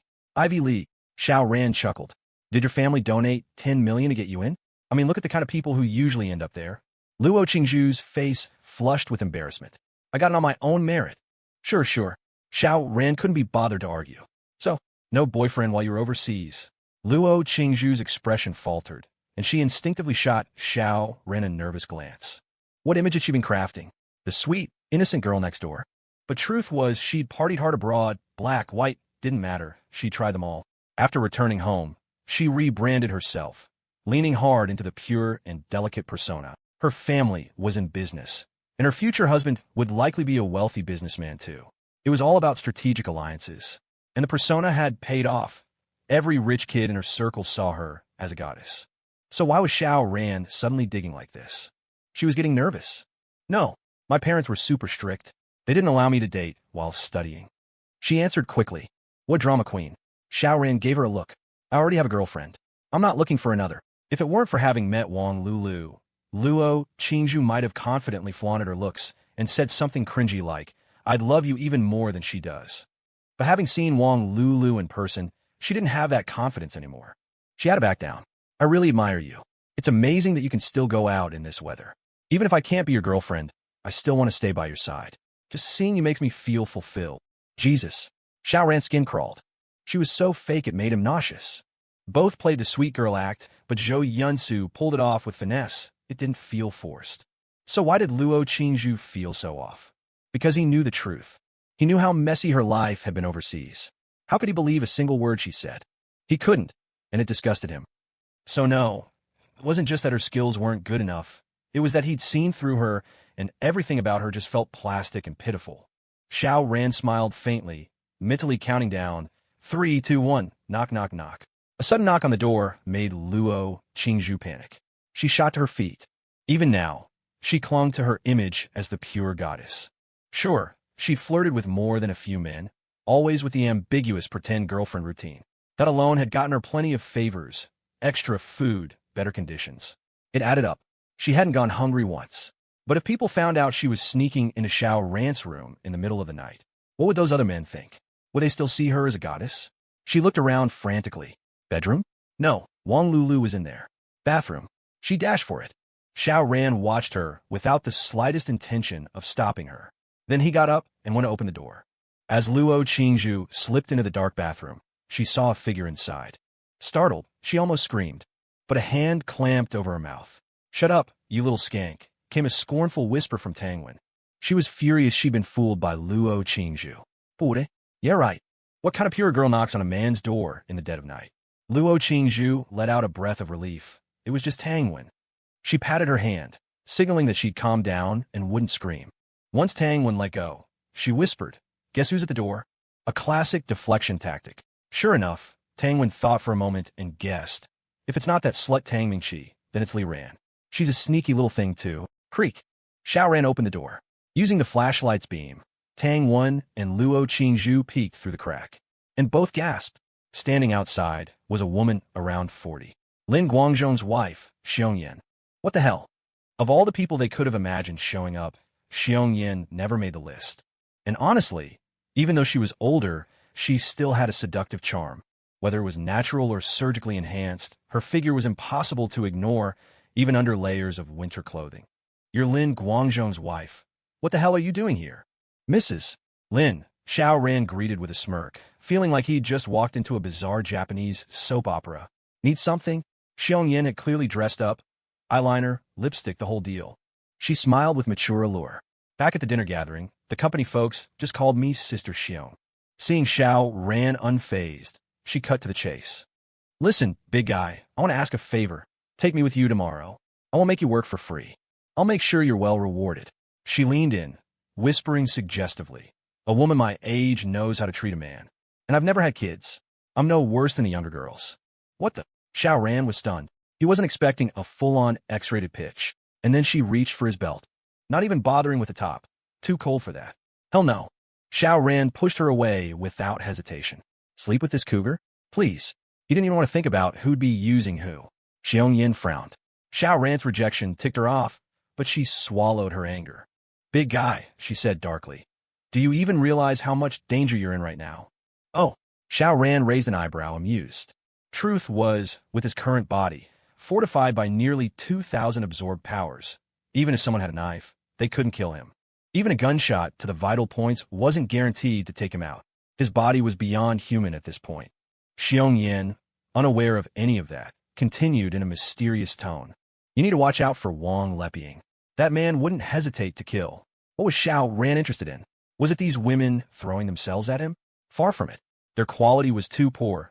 Besides, they hadn't washed in a month or two, and their breath alone was terrifying. How could he possibly be interested? You see, he could have originally rushed back under the cover of darkness. Not even the fog could have stopped him. But why didn't he? He wanted to observe human nature in these chaotic times. Therefore, Tang Wen and Luo Qingzhu's transaction seemed utterly dull to him. But after Xiongyan said those words, he finally became interested. He knew Xiongyan was deliberately trying to stir things up. But what kind of claims would she make? He was a little expectant. "Oh," he said, deliberately showing a look of disbelief. Xiongyan nodded emphatically.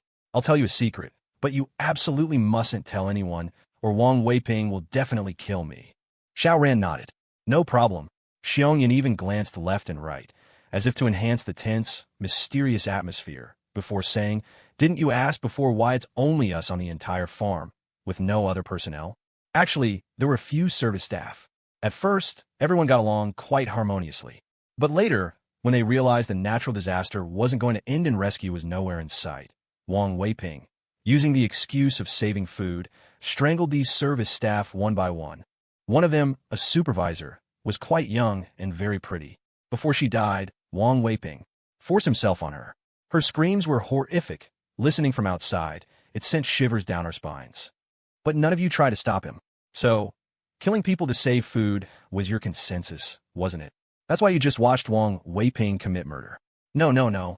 Wang Weiping is indeed ruthless, but you all are hardly kind-hearted yourselves. It's just that someone else did the dirty work for you, so you didn't have to dirty your own hands. Ha! Xiao glanced at Xiao Ran, but, seeing no sign of alarm on his face, couldn't help feeling a little disappointed.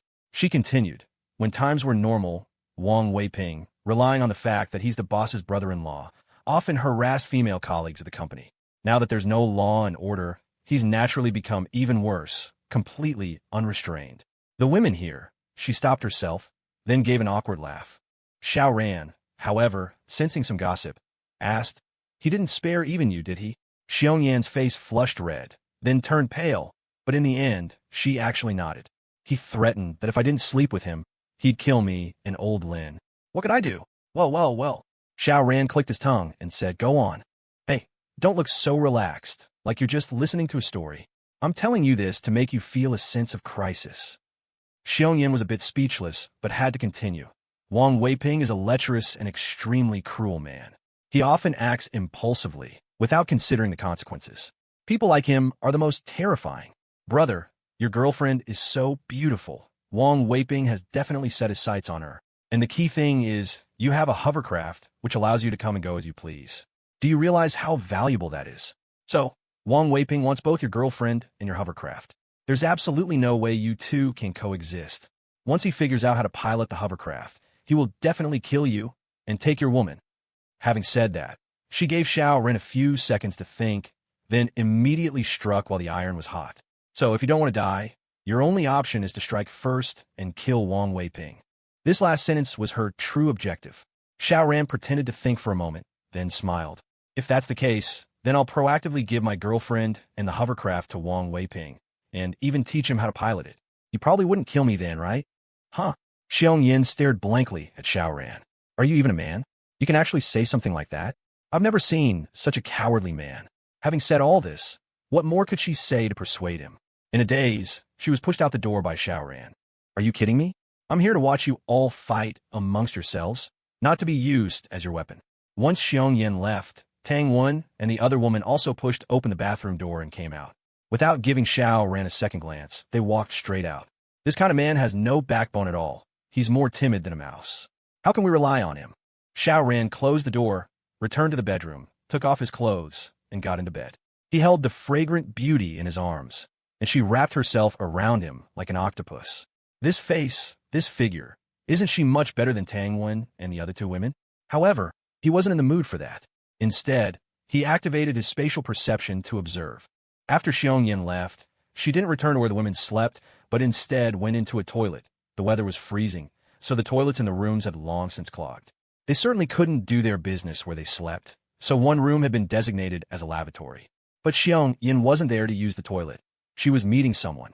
Lin Guangzong. How'd it go? Did that guy agree? Lin Guangzong asked. Xiao Yan shook her head. He's a total coward. I told him Wang Weiping wants to take his woman and steal his hovercraft. And guess what he said? He's actually willing to hand over his woman and the hovercraft, and even teach Wang Weiping how to pilot it. Old Lin, tell me, how can there be such a cowardly man in this world? She looked angry, but she didn't mention her initial plan, which was to have Xiao Ran take her away. The couple, each of their own schemes. Lin Guangzong was also stunned. He hadn't expected Xiao Ran to be so cowardly. How spineless must he be to just hand over his woman and possessions like that? Actually, it's not that surprising, he said, shaking his head. If Xiao Ran were really the type to be aggressive and love a fight, do you think he would have given us those buns earlier? Everyone should know how precious food is now. If it were me, I'd fight to the death with anyone who tried to take my food. So, Xiao Ran's weakness had actually been apparent all along. Xiao Yan shot him a glare and said, then why didn't you fight him to the death when Wang Weiping wanted to force himself on me? Lin Guangzong looked embarrassed and said, back then, we didn't have the hovercraft. Fighting to the death wouldn't have been worth it, and it would have been meaningless. But things are different now. Whoever has the hovercraft has the hope of survival. I absolutely will not back down. Since Xiao Ran is such a coward, we can't count on him. We'll go with plan B. Tonight, we'll kill Wang Weiping. As for Xiao Ran, such a coward, no need to worry about him. Tomorrow, we'll take his hovercraft, and I bet he won't dare to say a word. Actually, he also wanted to say, and his woman, but those words were clearly not appropriate to say in front of his wife, so he swallowed them back. How could Xiao Yan not know? It was no secret to her that her husband had engaged in unspoken rules with female subordinates at the company. So she just glared at her husband and said, "Are you sure those people will listen to you? Are you sure those people will listen to you?" "Of course," Lin Guangzong said, looking very confident, then gave a lewd grin. "Don't I know about your skills in bed? Which of those bastards isn't completely captivated by you?" Xiong Yin smiled smugly. Holy hell, my entire worldview just shattered. The former company had 34 employees here, but the sheer chaos and complexity of the relationships between them. Lin Guangzong himself was a lecher, preying on a large number of his female subordinates. Yet, to fight Wang Weiping, he actually had his own wife seduce other men to form some kind of cuckold alliance. It sounded utterly surreal. Xiao Ran couldn't help but click his tongue, feeling the shockwave of it all. Why bother with all their scheming and backstabbing? They might as well just have one big orgy, seeing as everyone had apparently slept with everyone else already. However, the real show was about to begin. If he hadn't arrived, Lin Guangzong might have had to endure things for a few more days. But he came, and crucially, he brought a hovercraft. That one act instantly threw fuel on the fire. A hovercraft, a potential lifesaver. Wang Weiping wanted it. Lin Guangzong wanted it too. So what was to be done? One of them had to die. Xiao Ran was filled with anticipation. Less of the surreal soap opera, more of this kind of action. Men definitely preferred action flicks. What was so entertaining about a twisted psychodrama anyway? Lin Guangzong made his move. He returned to the room where 16 men were asleep. Huddling together provided warmth, sure, but it also created another problem. The stench. Bad breath, foot odor. Everyone had gone days without bathing. Even in the cold weather, when smells weren't as potent, that many unwashed bodies for so long created a truly rank atmosphere. Lin Guangzong lay down, pinching his nose. It would take a good 10 minutes or more to get used to the foul odor. But he didn't just lie there. He started waking people by pinching them. The two men beside him were quickly roused, and they, in turn, woke those next to them. Soon, 10 men were awake. These were the helpers Lin Guangzong had secretly recruited. Every single one of them had been cuckolded by Wang Weiping, making them natural allies. Lin Guangzong had rehearsed this tactic countless times. He tapped the legs of the two men beside him. 1, 2, 3, move. Instantly, all 10 men scrambled up and crept stealthily towards Wang Weiping. Now, Lin Guangzong roared. The entire group leaped up, pouncing viciously on what they thought was the sleeping Wang Weiping. In the pitch-black darkness, they couldn't actually see a thing, but Wang Weiping always slept in that spot. All they had to do was kill whoever was there. Unfortunately, they had no knives. "You son of a bitch. You dared mess with my wife. I'll fucking strangle you." Lin Guangzong snarled, his hands fumbling under the blankets. But he immediately sensed something was wrong. It wasn't a person under there at all. It was just a rolled-up quilt. Just then, Wang Weiping's laughter echoed from the side. "Boss Lin, trying to strangle old Wang, are we?" "Wang Weiping." Lin Guangzong gasped. The voice was clearly coming from nearby. But how could Wang Weiping be there? He fumbled for his flashlight and shone it towards the sound. It was a tiny, thumb-sized light, not very bright, but in the oppressive darkness, it was enough to illuminate someone a couple of meters away. Wang Weiping. It really was Wang Weiping. But how? Lin Guangzong trembled, a mix of fear and utter confusion. Wang Weiping, however, was perfectly calm, his voice dripping with sarcasm. "Surprised, Boss Lin? You must be dying to know who sold you out. How else would I have suddenly changed my sleeping spot and even set up a dummy for you, eh?" Lin Guangzong gritted his teeth. It had come to this. Face the blade whether you stick your neck out or shrink back. What was there to fear now? "Yes. Who told you?" he demanded, his voice raw with unwillingness to accept defeat. Wang Weiping threw back his head and laughed, his eyes boring into Lin Guangzong, making Lin Guangzong's skin crawl. Then, he said, "Your wife." "You're bullshitting," Lin Guangzong roared. Wang Weiping clapped his hands together. Look, I tell you the truth, and you refuse to believe it. What more can I do?" Lin Guangzong wavered. Had his wife really betrayed him? But why? As if reading his mind, Wang Weiping chuckled. "You really want to know why? It's simple. Your wife's such a slut, and you can't satisfy her. On the other hand, I get her senseless. Had her screaming, brother, oh brother, for me. He continued, his voice laced with contempt. What kind of times are these? Your so-called marriage vows aren't worth a damn. So what if I forced her at first? I still made her feel good. Unlike you.